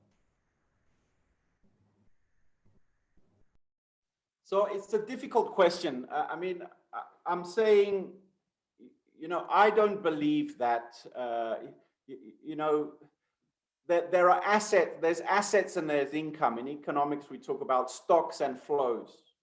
So the proposal for a basic income grant, for instance, is suggesting, you know, let's leave, and I know people will say, we're not saying this, the two go together and everything, but if we just take it, and this is why it is, as ACEIR mentioned, kind of compatible with the neoliberal program, is because in a sense it says, let's leave the distribution of assets as it is. Let's leave the ownership of wealth. Let's leave the reproduction of human capital through this segregated education system as it is. Let's leave the affluent in their gated communities effectively having separate sovereignty, and leave the state to deal with the poor through redistribution of income. And I think that cannot be the case. We have to find a path towards enabling workers to live in the spaces where they work. So we have to find a path towards, and I think we can also look to Europe, at how Europe, after the Second World War, took advantage of the destruction of the Second World War to build working class communities in the midst of affluent communities. So I'm talking about this kind of thing, creating, enabling, preventing the affluent from escaping from the reality that surrounds them in South Africa. Because it's possible to live in South Africa and for example, in Cape Town or in Sandton, and believe that you are kind of living in Europe or the south of France. And we need to overcome that. We need to repossess the affluent spaces, the affluent systems of education, of healthcare, We need to repossess wealth, and land obviously is the one we speak about. And I would suggest that as far as government is concerned, there's a sense in which policy frameworks that redistribute income in South Africa have been very successful, whether that's social grants. So we have a very successful system of tax and transfer. But all of the programs that attempt to redistribute assets, whether that's Black economic empowerment, land reform, housing policy, or to an extent education policy, if we think of human capital as an asset, all of those policies have major problems.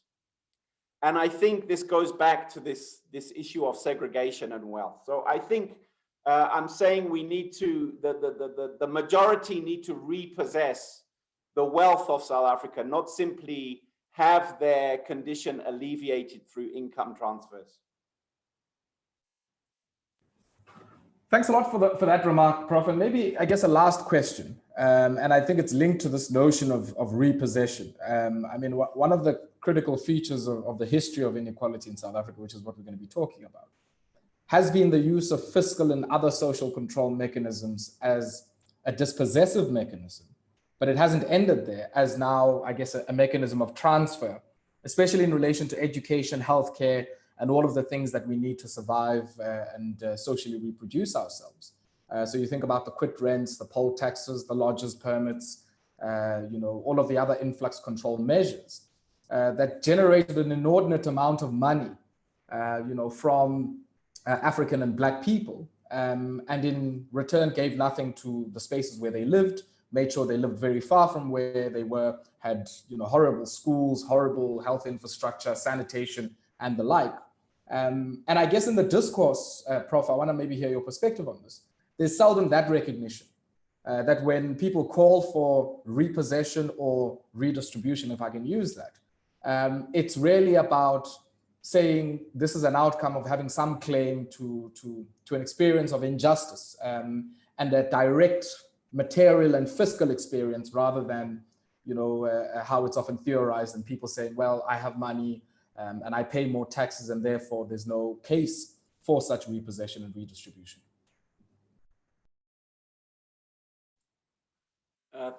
Thanks, Ayah Bonga. I agree with what you're saying, but I'm not sure what the question is, in a sense. So my question is just your sense of the discourse on inequality and whether or not it recognizes those fiscal and social control mechanisms and recognizes now the need for a, I guess, a repossessive or even a redistributive program that touches on the profit share, touches on the lives of the affluent, and I guess the top of the distribution, if I can say that. So I agree with you. The fiscal system that was created in so the process of what you called in the introduction, accumulation through dispossession or primitive accumulation, in South Africa, and I saw in your article you were looking back at kind of Glenn Gray Acts and Cecil John Rhodes. Certainly fiscal instruments, whether it's going from the Glenn Gray Act to the Bambata Rebellion against poll tax in 1905, were centrally implicated in proletarianizing African people and dispossessing them of their wealth, including through wealth taxes, interestingly, on their assets, which at the time were things like cattle and land. So that's certainly the case. But I think one of the great assets that South Africa has is its developed fiscal system and the progressive nature and the effective nature of its fiscal system. And what I worry about now is that we don't seem to have sufficient caution going down the path we're going now. In a sense, because the redistribution of the real redistribution of assets is scary and difficult. It's a path of least resistance to lean more and more on fiscal redistribution, and eventually we are facing the possibility of undermining our own fiscal system by placing it in jeopardy in the path we're going through now. So I think we need economic growth, but we need to address the problem of redistribution of assets, most importantly. I don't know. I'm still not sure what your question was, but no, I think you've answered it. I think you've answered it. There's a bit of a tough balancing act that's needed there. And I think also your comments on the enduring legacy of segregation and its continued presence, I think is probably sort of the main affront on this challenging and at times empty notion of social cohesion. Because there's a big question around when we say social cohesion, what must we cohere around? And I think there is an expectation on the part of many of the affluent that it's about pulling people up to their level rather than maybe bringing some of them down a bit. So I think let's leave it there and look forward, I guess, to some of the comments that have been triggered and have emerged on the basis of some of the inputs that we've received thus far. Now, the last contribution we're going to get this morning from our panelists is from the YES program, the Youth Employment Service. And Dr. Tashmia Ismail-Saville is the CEO of the YES program. And I guess I think, Tashmia, you would have some ideas and some comments on the earlier remarks by Busi on BEE, because it is one of the instruments that interfaces with your program in some shape or form. And also some of your views with relation to the labor market dimensions that have been mentioned in Vimal Ranchod's keynote address. Please go ahead. Thanks, Ayah Bonga. I think there's a common theme, which, can you see my slides? Yes, we can. Okay, great. I thought some visual stimulation might help at this point. So there is a common theme in I think the last three speakers, and that is when you work in this space, you do have a sense sometimes that you really are just moving pieces around. This Audre Lorde's quotes, "For the master's tools will never dismantle the master's house. They may allow us temporarily to beat him at his own game, but they will never enable us to bring about genuine change." And I think that sense of frustration, that the systemic underlying deep issues around the way the whole system is structured really need to change. Because, you know, if I look at the Youth Employment Service, you know, we've worked incredibly hard in 124 weeks to create over 54,000 work experiences for young people. And yes, it's put 3.1 billion into youth wallets, and that money's come directly from the private sector using BEE as an incentive. But, you know, it's hard to not feel a little bit disillusioned when you look at the entire size of this youth employment program in the country.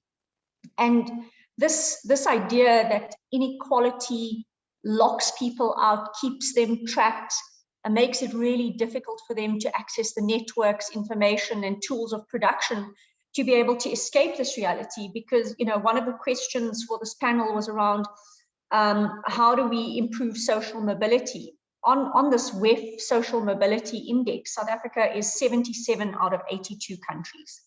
So, you know, this global wealth data book that Credit Suisse publishes shows that 56% of the world's adult population control 1.8% of wealth, and these are stocks that the Prof was referring to. And at the top of this economic pyramid, this is global data. You know, 47 million people, or 0.9% of the world's population, control 44% of global wealth. So this idea of people who are trapped in the base of this data book pyramid really have very few tools that allow them to escape.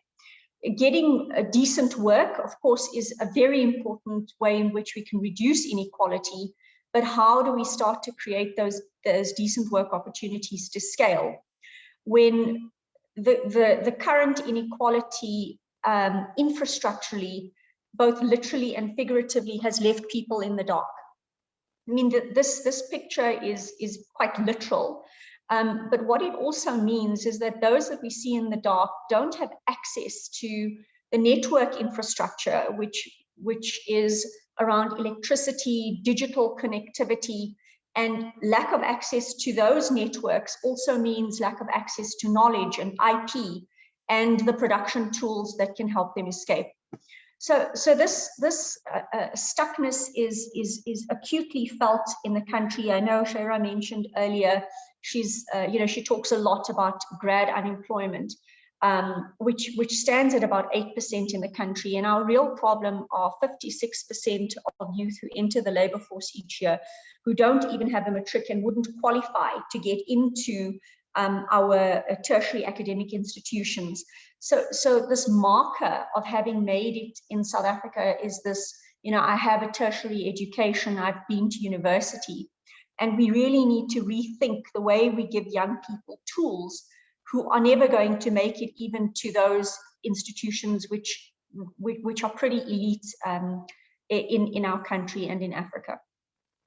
Now, even though I might sound a little bit dour and disillusioned around our ability to create jobs to the scale that we need, I still want to emphasize that programs like YES that are based on policy innovation, where companies that invest in youth jobs receive levels up on the BEE scorecard, is a very necessary type of intervention. We just need a lot more of it. You can't have one little NGO, youth employment service that is going to be able to tackle the scale of this problem.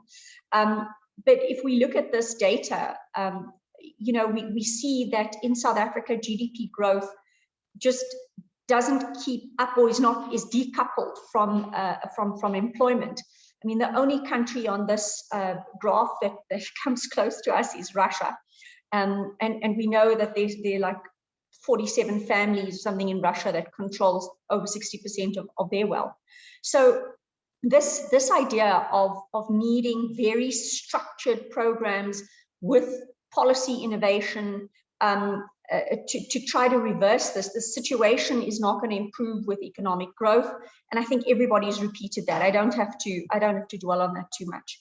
So we have had success. In a contracting economy, I mean, last year we contracted 7%. We're seeing that Gauteng's economy is sitting at where it was in 2012, I believe. And in that environment, in 124 weeks, we've created 54,245 jobs, work experiences for youth. That's 1 year work experiences. And that equates to about 3.1 billion going into youth wallets.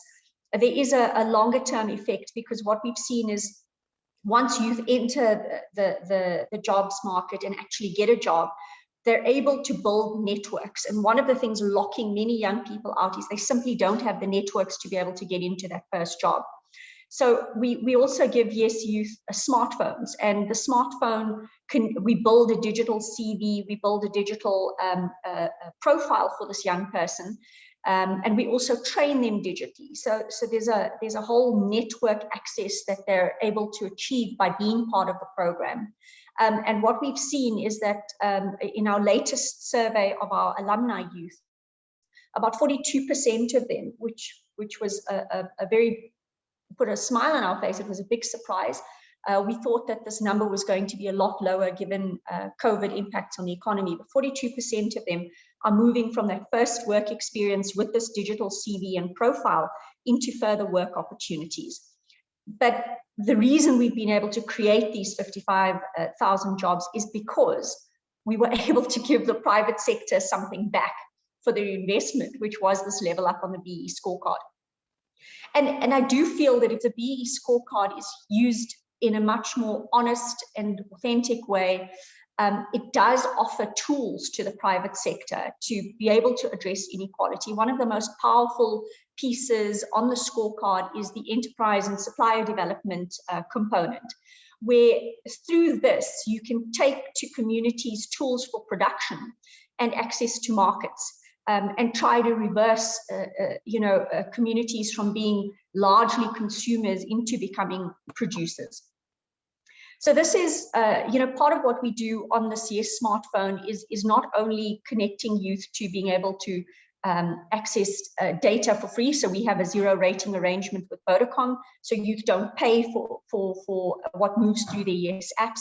And we're teaching youth how they can, you know, not necessarily go to university to educate themselves, but through micro-credentialing and stacking micro-credentials, that there are accessible ways to be able to educate yourself and certify yourself with skills in certain areas. And we also do a lot of behavioral work, giving youth a sense of internal locus of control, growth mindset tools, and really building them psychologically to be able to reverse the track that they find themselves in. So we've done now on our app 8 million learning minutes, which is quite a powerful number. And so I'm not saying that you can't have big impact through programs, and hopefully some of our learnings through what does work come through in this conversation. So this is a hub that we've established using enterprise development funds from the BE scorecard and supplier development funds. And it's allowed us to create these facilities in 3 locations. This is our one in Sultana and one in Tembisa.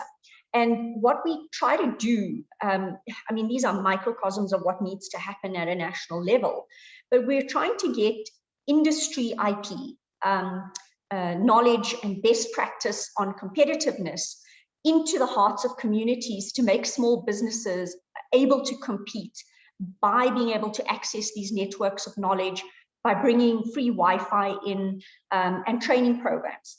And so we see that these young people here are actually producing food for their communities and to be sold outside of the communities at SPAR. Freshmark is also buying some of the stock, and it's going to a variety of restaurants, creating branding and turning this into really commercially viable small businesses, bringing 4IR skills into communities where we know that youth unemployment for women is so much higher. Drone programs where young people don't have to walk too far. In fact, our drone program is over 50% women. They don't walk too far. There are facilities where their children can be protected during the day while they learn a skill and become drone pilots and are much more easily absorbed. And then, of course, this Life Healthcare bag is being made by 3 Black female-owned enterprises, where by bringing the design and quality into Alex community, we've been able to build supply into Life Healthcare with production happening in the community. So a lot more of this has to happen. And if I were to summarize, some of what could happen at a national level that allows us to move the pieces more successfully, it would be any policy that encourages networks and connections. And this policy must extend into, if we're talking about a basic income grant, can we give people a basic a digital allowance of this many hours of free data a month or into a community? So how do we allow people to access through networks and connections, markets in the first economy, IP and competitive technologies in the first economy? So those would be policies that would extend across from enhancing and encouraging BEE policies around enterprise development, all the way through to policies that force the democratization of data access. The second point that we've seen that's quite powerful in terms of getting young people into that first job, where getting people into jobs is one of the best ways of reducing inequality, is making more opportunities in small businesses available. The most likely place for an unemployed youth to get their first job is in a small business. But if you look globally at our small business sector, it lags. We really do have a very consolidated, concentrated economy. And any policy, and I'm not talking about these hot desks that you create in a community and you think a hot desk for a youth with some Wi-Fi is going to start a small business. This needs to be deep support for small businesses that extends all the way into technical assistance and making technologies available for them to actually be able to compete. So again, there's a range of policies we could implement here. I know in Nigeria, we also overthink this, what it takes to get a small business up and running. Nigeria, in this book, Randomistas, I read about a program where they literally took the list and did a random selection of businesses that applied to this fund, this impact fund, and they had amazing results, just randomly assigning $50,000 was the largest amount to these businesses. And they just, you just gave them the money and they knew exactly what to do with it, and they built their businesses from this. And then, of course, I'll repeat planned projects like YES, but not one YES. You need policy interventions and strategic projects like YES across sectors in small business and a lot more in the employment space. So we have done 54,000 jobs, but imagine with more of this policy change and cleverer policy change, how we could expand that number. It's not going to happen on its own. And yes, the number isn't big enough. And yes, we need more systemic change, but I hope these are just some ways using digital to scale, thinking about behavioral and psychological constructs around unemployment and people feeling trapped, and just being a lot more creative about the models that we use to break the marginalized into the access that they need to change their lot. Tashmia, thank you very much for those remarks. Really appreciate it, and great to see, I guess, some of the hubs that are being developed at a community level. And I'm quite interested to hear from you. I mean, how the private sector has used the incentives or regulatory incentives that sit in the scorecard and in the codes to effectively get more and more young people into work. What's your assessment of that, since those codes were revised for that purpose? So, I mean, the 55,000 number is, I think, an indicator that they are using it to bring more youth into the workplace. There've been some nice sort of spillovers that we've seen where, initially it was, okay, they're going to take young people in and they get the BE level up. But what we've also seen companies saying is it's actually opened us up to looking at the type of youth without the qualifications that we would usually, there would have been a barrier. We would never have let people like this into our business. But what we're understanding is that they're actually gems in these cohorts that we're finding when we make our search a lot more inclusive. They're also using this year as a way to sift through a large cohort for their talent pipeline and identify the right fit. And youth are also using this to test for a year, is this really the career that I want to be in? So there's some interesting side impacts that we're seeing.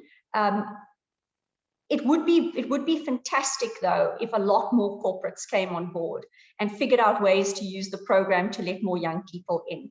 But business confidence is low, economic growth is stalled. It's hard to convince businesses to increase payroll when confidence is this low. Sure. But yeah, last one, I guess it's around coordination and alignment. You were making the point earlier that we probably need a lot more of those hubs scaled at the national level and many more yeses. And one would argue that there's quite a few initiatives, if one maps them in South Africa, that are trying to do very different things in this similar space of giving young people a learning, earning, and other forms of opportunities as well. Do we need more alignment and coordination here? I mean, if you speak to the guys at the presidency, they'll tell you with this national pathway management system that you probably do need some form of a clearinghouse that is able to serve as one window that opens up to all of the different possibilities that include YES as one of those. So YES is part of that presidential employment plan. And in fact, we are very successful in actually putting jobs onto that platform. I think one of the few that actually put jobs in. And you make a very important point around this coordination, because Professor Stephanie Elias once made a point that in South Africa, we train people to be unemployed. And what you look at, if you do a mapping of what's going on out there, there are so many organizations that are focused on supply side, on training youth, on putting them into programs and processes, and very few are working on demand side. At the end of the day, you can train a youth for as long as you want it's really difficult if you don't get jobs opening up for them. So how do we get creative about new places and spaces that these jobs can be created? You know, like Sama Source has done in Kenya, creating in the heart of high unemployment communities, massive warehouses where young people can do digital work in bite sizes. You know, that's the kind of coordinated strategy we need on the demand side to open up jobs for young people to step into. And that's where I see a big gap in market. Thank you very much, Tashmia, for those inputs, and certainly I have a few questions that have already been posed in the platform, which we're going to be directing to you as well. But at this point, I want to maybe, I guess, encourage our participants, our attendees who are numbering around 100 or so now, to maybe raise their hands in instances where they would like to make a comment. But I'm going to go through some of the comments that have come through in the chat, and they're very interesting and vibrant conversation underway there. Maybe let me start with a question for Professor Sachs. Now, there's a question here from Jocelyn Vass, which is whether you would regard the transfer of title deeds for township houses or RDP houses and that form of tenure or ownership as a form of asset transfer, and whether or not this, in instances where it has happened, has been a better form of wealth transfer or enabled some wealth creation among Black people. And yeah, that's a question that always gets me riled up, but certainly it's not posed to me, but to you, Comrade Michael. Well, maybe you can tell us why it gets you riled up. Well,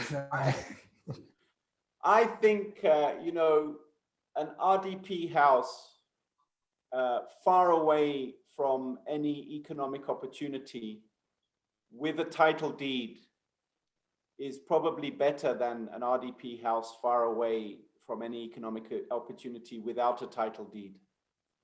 But the title deed kind of formalizing, giving, you know, formal legal claim to a house. I mean, there are important aspects of the title deeds, which I don't want to undermine. And one of them is,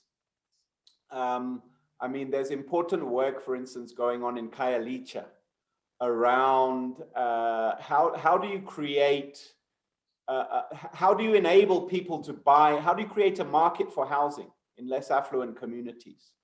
And one of the big problems for creating that market is the absence of clear property rights for not only the recent construction, but the whole history of construction. I see Ivan Turok is in the audience, and I'm treading into ground that he knows far better than me. But I think, you know, but I would say that I think there's a more fundamental problem with our approach to housing. That is not, again, we are following the path of least resistance. We purchase land where it's cheap, which is far away from economic opportunities. And we create opportunities for developers to access state subsidies and build houses where the poor can be poor with a little bit more dignity, in the sense that they're in a house rather than a shack. But we're not transforming the basic spatial pattern of our urban societies by doing that. And that is the fundamental problem, not title deeds. Thanks a lot, Prof. I think, I mean, one of my criticisms touches on that, of just title deeds as a sole tenure form, which is that, you know, often the argument is made, you know, give somebody a title deed so they can leverage that for credit. And I think, you know, you run the risk of reversals, especially in instances where, you know, the value of that land is either not well located and people are, in essence, asset rich but cash poor. There's always an incentive, in my view, and we see this with the restitution and the redistribution program, to opt for the cash amounts rather than, I guess, the land back. Yes, Prof? So I would just add one thing, which I kind of alluded to, but it's worth taking further, that I think we need to re-engage the whole issue of the state and markets in how we approach development policy. Yeah. And I'll give you one example, which is even more pertinent in this space, which is that, well, I don't know if it's changed, but until recently, the land bank is unable to lend money to the beneficiaries of land reform, because the beneficiaries of land reform don't own the land. The state owns the land. And so we need to, I think, take a more pragmatic and ecumenical approach to property rights, individual property rights, and the role of markets in development. We tend to have a very state-centric, that the state must do everything on everyone's behalf approach. And I think title deeds and kind of property rights can make a contribution. I think my concern is around the framing of that.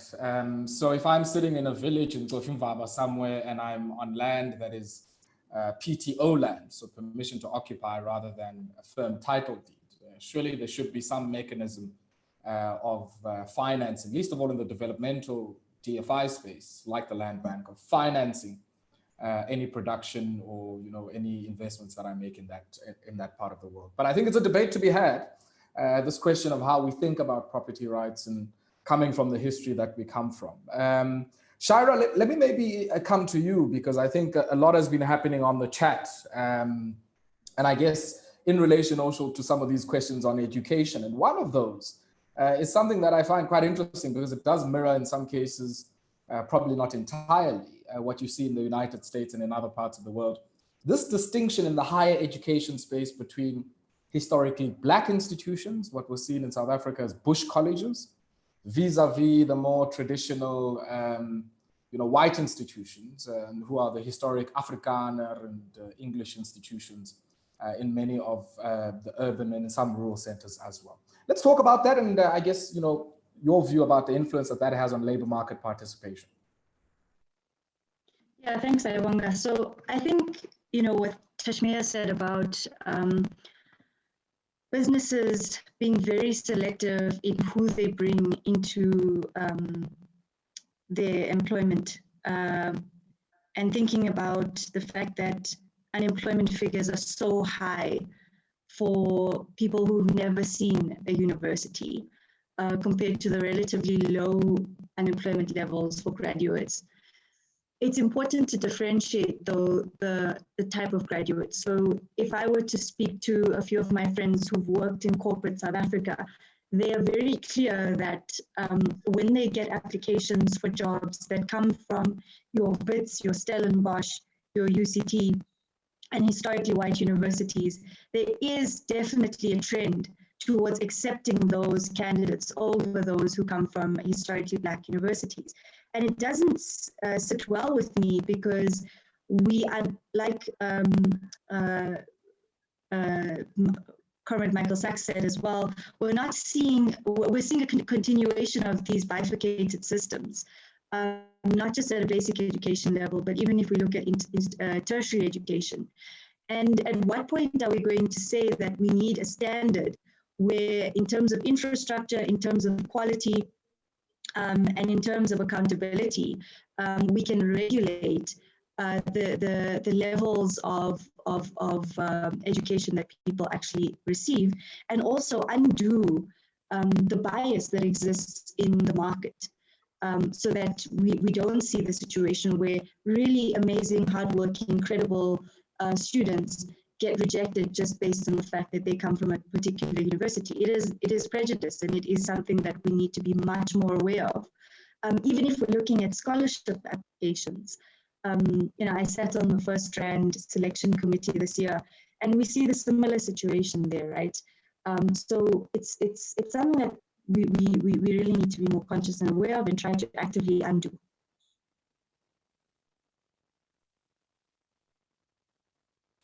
Thanks a lot, Shaira, for that comment. And I think a lot of comments coming through in the chat function in relation to this issue of the RDP houses. And maybe, Shaira, are you still on there? I don't know if I've lost you.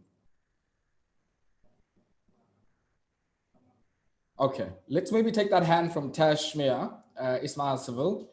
And then maybe we might come back to Shaira. I don't know what happened to her connection there. Tash? To Shaira's point, Ayah Bonga, we've just finished quite a large survey of employers to answer precisely the question being asked: how do we help students that don't have university degrees? What do we need to give them to enable managers to take them seriously and hire them into these roles? And if a youth has got 2 years of work experience in a related industry, that can actually overcome the need for a university degree in that role.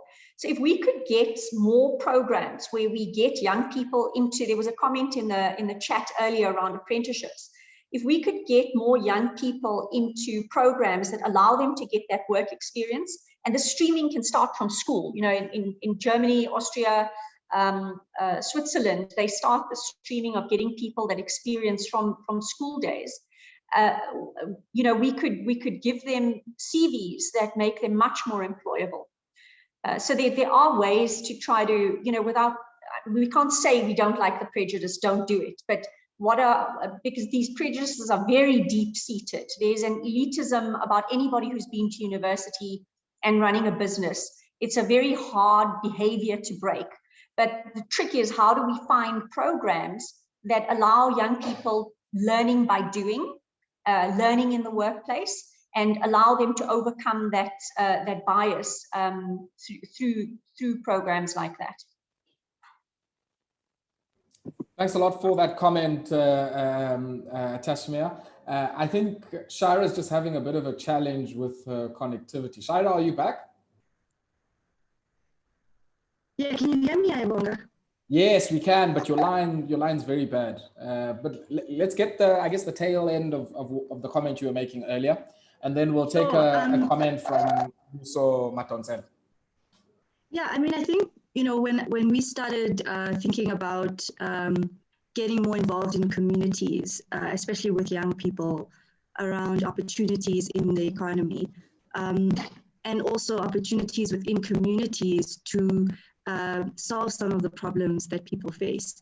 We said that we need to come up with a system of verifying people's skills that is not attached to the elitism that we see at our universities.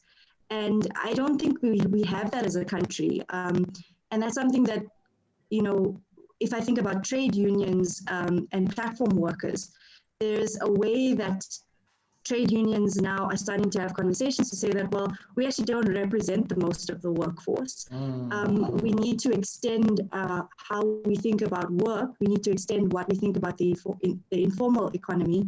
And I see like domestic workers rising. Seem to be battling again with that connection. Am I the only one, or because then that might mean my connection is also a bit out of kilter? No, I'm battling too.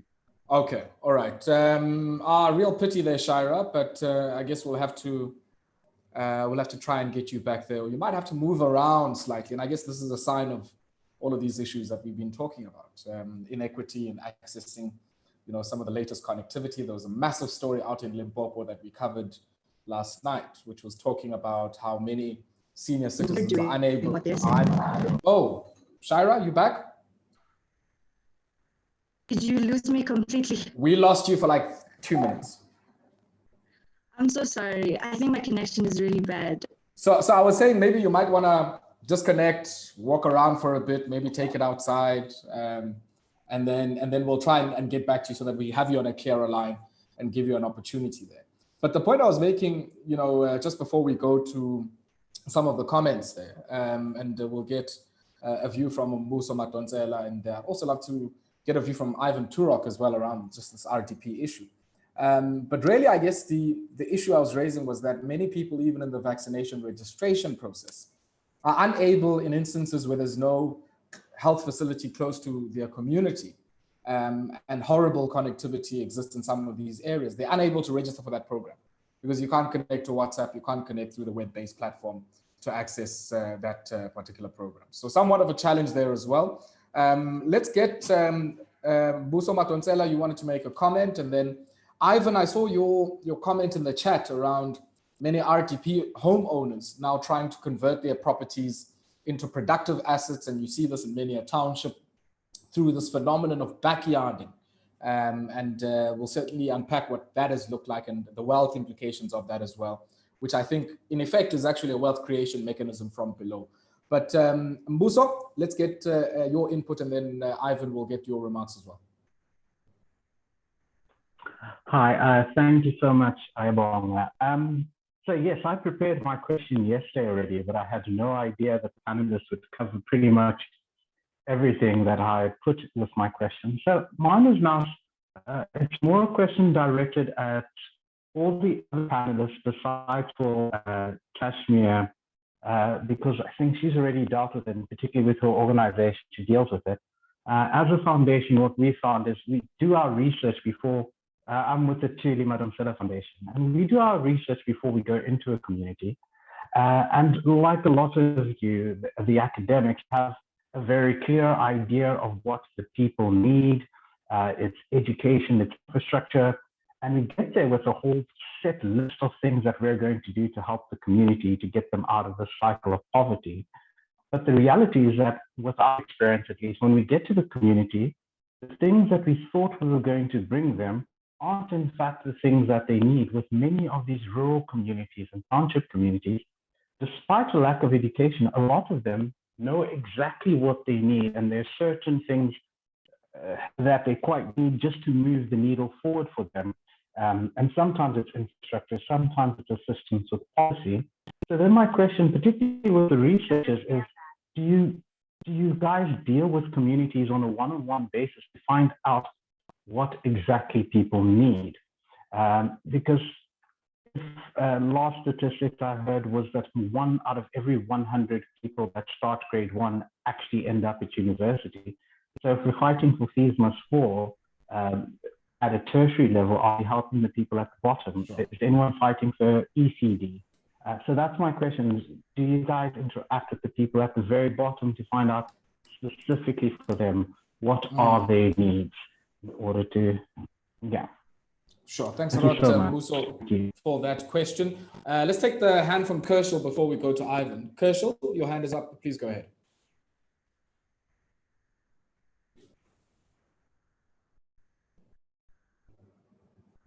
Kershal Singh, or okay, your hand has been lowered.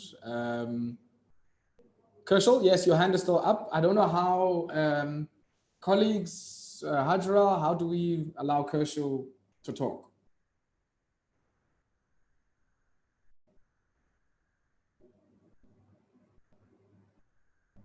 I see there's a talking permitted button, but I'm not sure how we activate that.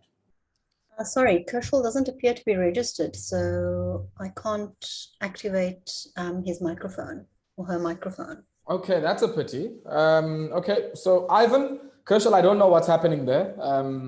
Yeah, I think other people are more technically able than I am. But Ivan Turok, let's get some of your inputs just on this backyarding phenomenon, which I do think is a form of wealth creation, intergenerational wealth creation from below.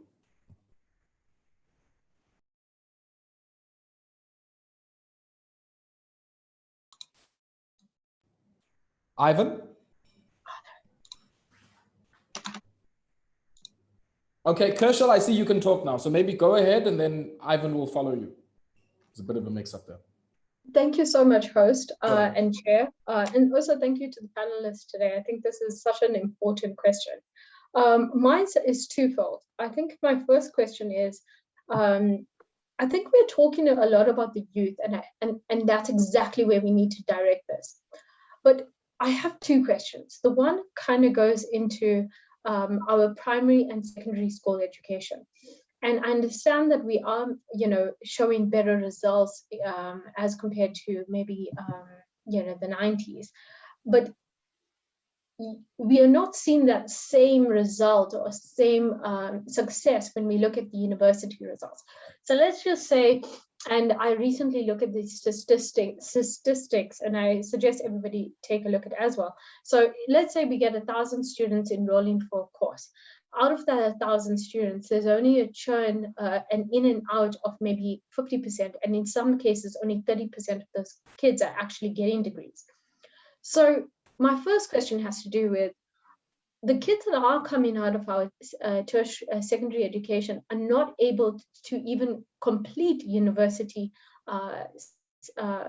courses and syllabuses. So that's our first level. You know, we actually getting a failure rate in university that's sitting in and around what our unemployment rate of the youth is. And then my second question is, what is the right, I think the IMF, the World Bank, Treasury, all of our institutions have to come down and sat and realize policy after policy that we need to implement.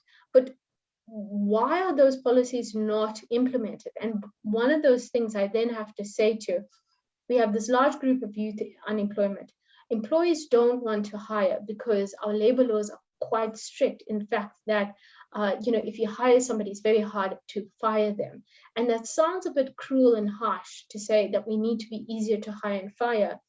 But that's how, if you're a youth coming out and you're not doing okay in your role, an employer needs to fire you so you can, get through that challenge and find another role and improve your skills.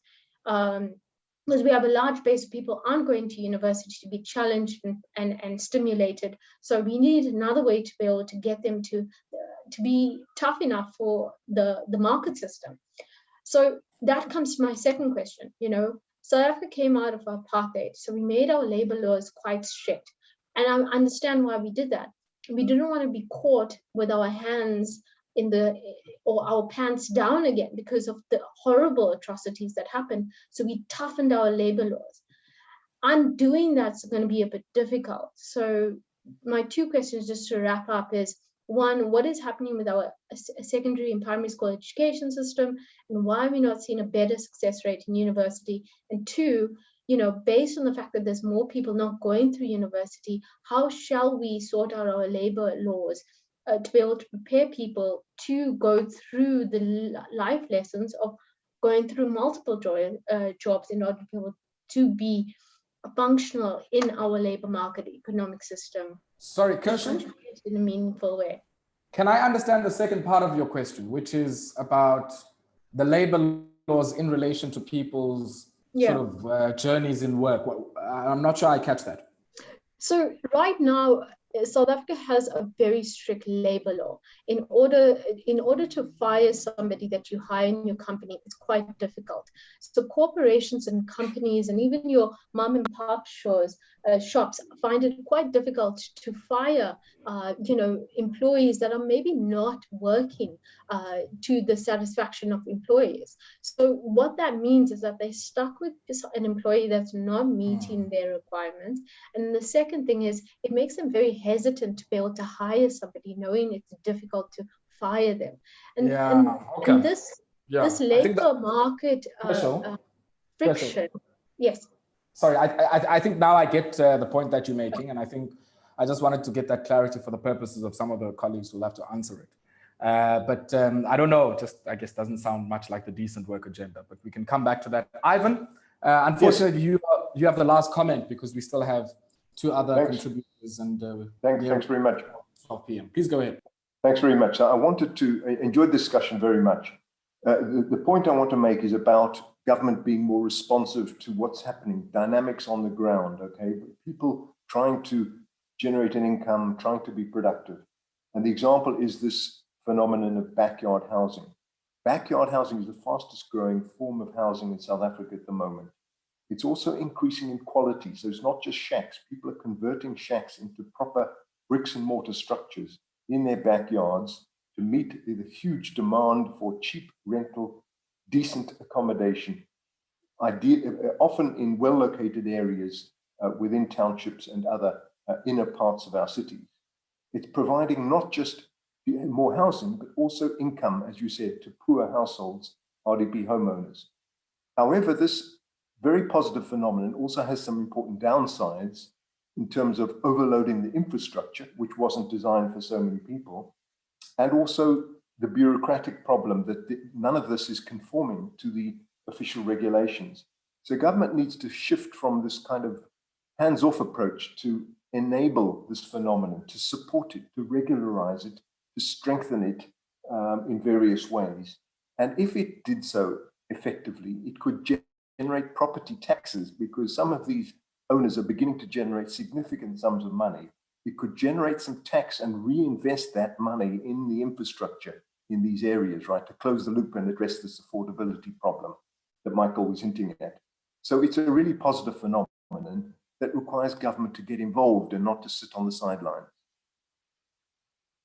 I like that comment, Ivan, which is around saying, you know, this whole idea of a massive government that has line of sight over what everybody's doing and, you know, can drive things from the top is certainly something that's not going to work. But also how we think about our human settlements as places where people can live, work, and play certainly hasn't taken into account some of the developments on the ground that you're making reference to. And thank you very much for that comment.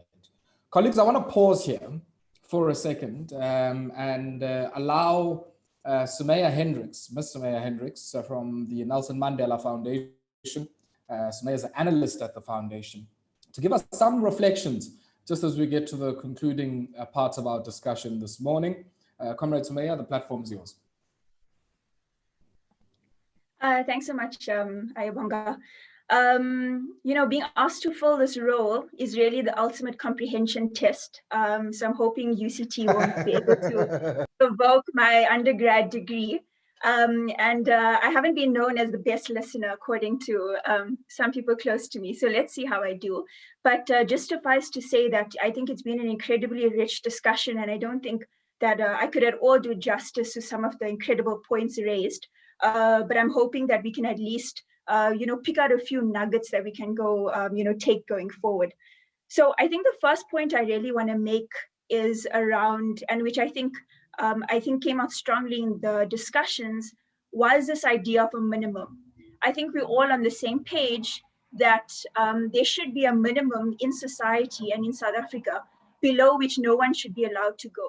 So whether that's in educational terms, Shraida talked about also in relation to other panelists, basic you know, the basic income grant or basic services and you know, so forth. There should be a standard which we, as a society, we agree at, you know, that no one should go below that minimum, which I think is important. And I'm really glad that, you know, not only were we finding some sort of consensus that there is a minimum below which no one should go, but that any discussions that we have around this minimum must be you know, in tandem with discussions that we have around economic transformation, redistribution, and repossession, as mentioned by Michael Sachs. And I think that's incredibly important because, you know, as young people, we don't want to be just confined to discussions around education. And, you know, as the economics community, we also a development community, not only confined around discussions around the basic income grant and so forth, and that we must always make sure that you know, we bringing up and rooted in our discussions is this idea around real economic transformation. And just a few points that I think people already spoke about that is, you know, so Michael Sachs again spoke about, you know, basic income grant is not the only answer. That we must change structures, we must change ownership. You know, Samantha, one of the in our community here today, spoke about the fact that, you know, that we must talk about land, you know, land reform and economic transformation. We must transform capital. Maybe if we, you know, have transferred, we've done some work in terms of changing the ownership you know, structures of these tech companies, maybe Shraida wouldn't be having some of the internet problems that she's having today. So I think, you know, that came out strongly that we must talk about transforming capital. And the reason why that's so important is Mambusi reminded us that, you know, when we talk, we don't really have a middle class in South Africa, especially when it comes to wealth. And that issue is not really going to get addressed until we talk about real economic transformation. So, you know, how do we, you know, some of the things that we need to do in society and the restructuring, you know, one of the panelists spoke about tax, you know, being the mechanism by which we can do that. And, you know, Michael Sachs reminded us that we're really good at when we're talking about income redistribution, but we're not so good at when we talk about wealth redistribution and wealth repossession. And, you know, a few years ago, when we had Thomas Piketty, you know, who's a French economist, came, and, you know, he really drew incredible parallels between, you know, France and South Africa, and he spoke about the wealth tax. And I think, you know, the wealth tax must be something that we always have on the agenda. And the reason being is that, you know, we have a situation where you could have two people that have the same income, yet, and let's imagine these two people live in Cape Town, and we all know these, you know, these fictitious two people, same income, but one, their father has been able to help them, you know, raise money for their transfer taxes and to have a deposit for a house. And so they've been able to purchase a house in the southern suburbs or wherever it is. But, you know, person B is likely to be in rental accommodation for the foreseeable future because they don't have daddy's money to rely on. And you know, until we really come to grips with that, about how do we get better at taxing wealth, because it's really unjust where we assume that we, you know, to treat people who have the same amount of income the same without considering wealth is incredibly unjust. And because we don't want a situation where, in our pursuit of trying to achieve income equality, that we reinforce wealth inequality. So I think that's a really important thing that we need to bear in mind. And obviously, Michael Sachs, I think, really had an important point in this regard, is that, you know, as we're thinking about how we raise money, that it's really important that we also think about what are we spending this money on. So, you know, are we raising money to merely, you know, pay for the segregated education system and the segregated ways of living? You know, does it reinforce it, or does the way in which we action policies and spend our money work against desegregating some of those things? So, you know, as Tashmia said, there's a need for genuine change, not moving pieces around. I think we must really keep that in mind. And I can't but help be consumed by this question as we move towards a conclusion. And this question is a title of a book by Manoush Shafiq from LSE, which is around this question of what do we owe each other? So, you know, Mambusi spoke about the fact that, you know, business isn't coming to the party in the way that it should. And Michael Sachs also spoke about the fact that, yes, we do need the state, but the state cannot be the only role players. And there is a, you know, a need for people who have more to do more, as Mambusi really eloquently spoke about. So I think we all have to ask this question, you know, what do we owe each other? What does government owe its citizens? What do people who have more owe those who own less? What do former colonial powers owe those who they've colonized directly or indirectly? What do rich countries owe poor countries? Because I think that's really going to shape, you know, some of the commitments that people make, and some of the commitments that people are coerced to make, and that society pushes you know, people towards, so that they go about fulfilling, you know, the actual commitments that they have. So I think as we leave this, I think we need to ask ourselves this question, you know, what is it that we owe each other? And just as I wrap up, just I think two things I'd like to make as a proposition as we talk about the way forward, which is around what is the purpose of this discussion? And, you know, Mario Liebrandt, when I had a prepped call with him, I think he said something so eloquently that it's worth repeating here, is how do we honor what we hear? And I really want to invite everyone, the people who have spoken, but also the you know, the attendees who I see are about around 75 of us here today, is, you know, how do we honor what we hear? How do we use this discussion as almost a kind of reference group where we ask ourselves, okay, let's take a step back. What are some of the things that has emerged? And how does this weigh up against some of our own research or other priorities? Where are the points of conversion and divergence? For the places where we diverge in terms of, you know, what is said in our actual work that we do on a day-to-day basis, Why does it diverge?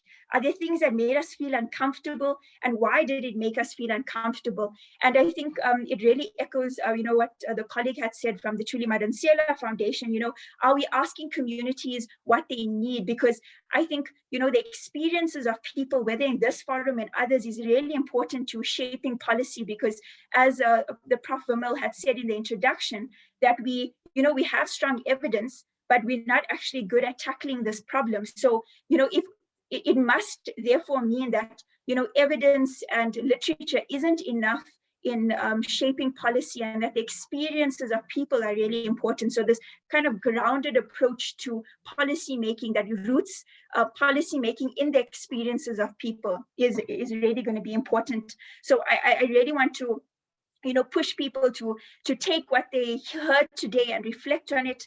And then I think a last point from me is, part of why this was organized, as was mentioned by the, the ambassador at the beginning, was around, that this was almost like a puzzle piece in a series of debates and discussions that was being had. And I think it would be really important for, the French embassy and others involved to come back to constituencies like us who have, also have given their time today to say, these are some of the ways in which what we heard played out in our actual discussions later in the year. I think it was sometime in October. And I saw the French president, coming out and saying, we need to do more for Africa. And I think really circling back to the constituencies whose knowledge you're hoping to harness around feedback in terms of in terms of really giving us an understanding to which what was said has been taken on board, it will be incredibly important. So thanks so much for this opportunity. And I think back to you, Ayah Bonga. Thanks. Thank you very much, Sumaya, for those remarks. And I think it's an important one, which raises questions around where do we then take some of the conversations that we've had today, and what becomes the role of many of the different organizations and individuals and other stakeholders who are represented in this conversation. We are now reaching, I guess, the tail end of our conversation and nearing a close. And I'd like to call up Professor Achille Mbembe from WISER, the WITS Institute for Social and Economic Research, to come and give us some closing remarks. And also, once again, from my end, I'd like to take the opportunity to thank all of the participants for what has certainly been a very engaging and insightful conversation. Professor Mbembe, the platform is yours. Thank you very much, Ayah Bonga. As Aurélien, the ambassador, said at the start of this very rich conversation, this debate is in fact part of a whole series of public discussions actually taking place in 12 African countries in the context of a very specific effort President Macron has triggered, the aim of which is to reset the relations between his country and our own continent. Those debates are, as I said, taking place in 12 countries around a whole variety of themes and issues that are important to each of those places. And as we saw this morning, the question of inequality is a very important one here in South Africa for all the reasons all the speakers put forward. It's a very important issue. And as the discussion in the new frame, I think it was either this week or last week, shows, it's not simply a question of maldistribution of resources. It's also a question of maldistribution of power itself, as Imran Valudia reminds us precisely in that discussion. But I also believe, just as Sumaya just asked, that beyond all of that, the key question is really the way she framed it. Do we owe each other anything? If we owe each other anything, what is it? do we want to build a society where in which obligations are the foundations of the relations we have amongst each other, a society of care, of share, or one of indifference and abandonment and negligence of those who haven't been able to make it. So there are some key philosophical issues that are at the core of what otherwise appears as a technical problem that could be solved through purely technocratic means. But the question of inequality, that's my second point, is not simply a South African question. In fact, we find it in many other parts of our continent, in the sense that ours is a continent of extremes. It is indeed the second most unequal continent in the world, and some African nations rank among the most unequal in the planet. It's not simply South Africa. Now, the roots of inequality go a long way back. Ayah Bonga, in the debate in the new frame, gives some very good ideas in terms of the historicity of inequalities in the case of South Africa. But it seems to me there are three things we didn't really address frontally this morning. And I want to just highlight them very, very briefly.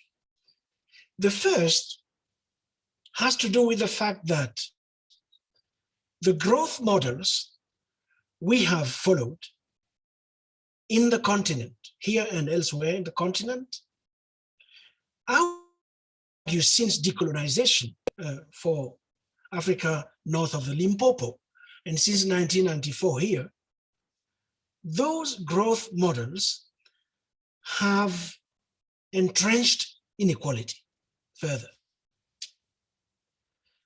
Most of these growth models are focused on extractive industries. So we will not be able to address efficaciously the question of inequality if we keep working from within those models. The question of alternative models is therefore an important one. We might want, maybe in the next phase, to focus upon squarely. A second question that we did address to some extent, but we can expand it, has to do with taxation. We dealt with taxation nationally in the context of South Africa here. We didn't deal with the other level of taxation, which has to do with the leaky international tax system. We didn't, for instance, mention tax havens, capital flight, all those structures, global structures, internationalized, I would say, which complicate our fight against inequalities. The international loopholes, for instance, international corrupt practices, which hugely reduce the finances available to tackle inequality, poverty, or destitution in our own countries. So something can be done there. There have been a number of proposals put forward by activists, militants, international organizations as well. Proposals aiming to pursue some kind of minimum effective tax rate for the profits of multinationals, for instance, through the OECD process for the international corporate tax system. It's a debate, it seems to me, South Africa and the rest of the continent have to contribute. How do we actively engage in global tax reform processes in face of the need we have of a transformative international reform of corporate income tax with the aim of achieving possibly an equitable rebalancing of taxing rights between developed and developing countries. It is a key issue which we see in another form in the whole debate on vaccines, anti-COVID vaccines, that there is a dimension of the international system which makes it difficult for us to really address questions of inequality and forces us to, let's say, engage in practices which entrench it.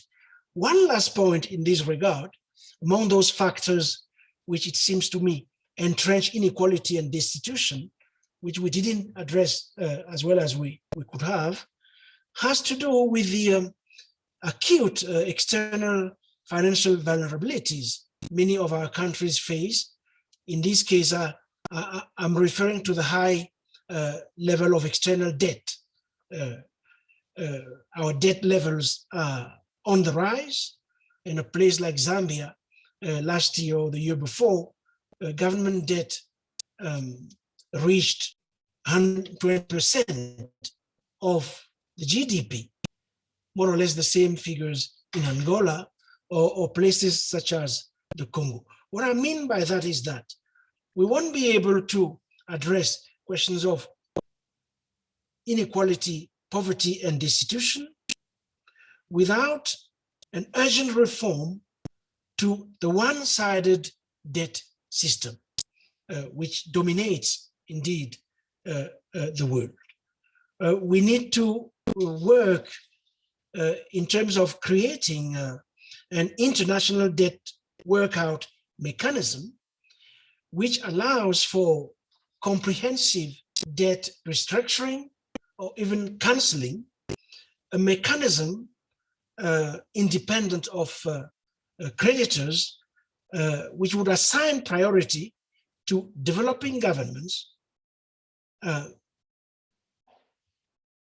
primarily having responsibility for the welfare of their people. So those are three comments I wanted to make. And like everybody else, I would like to thank you for what has been a very rich morning. Thank you very much, Ayah Bonga. Thank you very much, Professor Achille Mbembe. And I think to some of the comments that you're raising around debt and the questions of debt justice across not just our continent, but the global South, very interesting comment around France and Haiti coming through in the chat. So I'd allow colleagues to maybe take a look at that and reflect on that, because undoubtedly the conversation continues beyond this. But I'd like to thank the organizers of this event and this discussion, and also, I guess, the researchers who have done some of the work that lays the basis and the provocation for that discussion.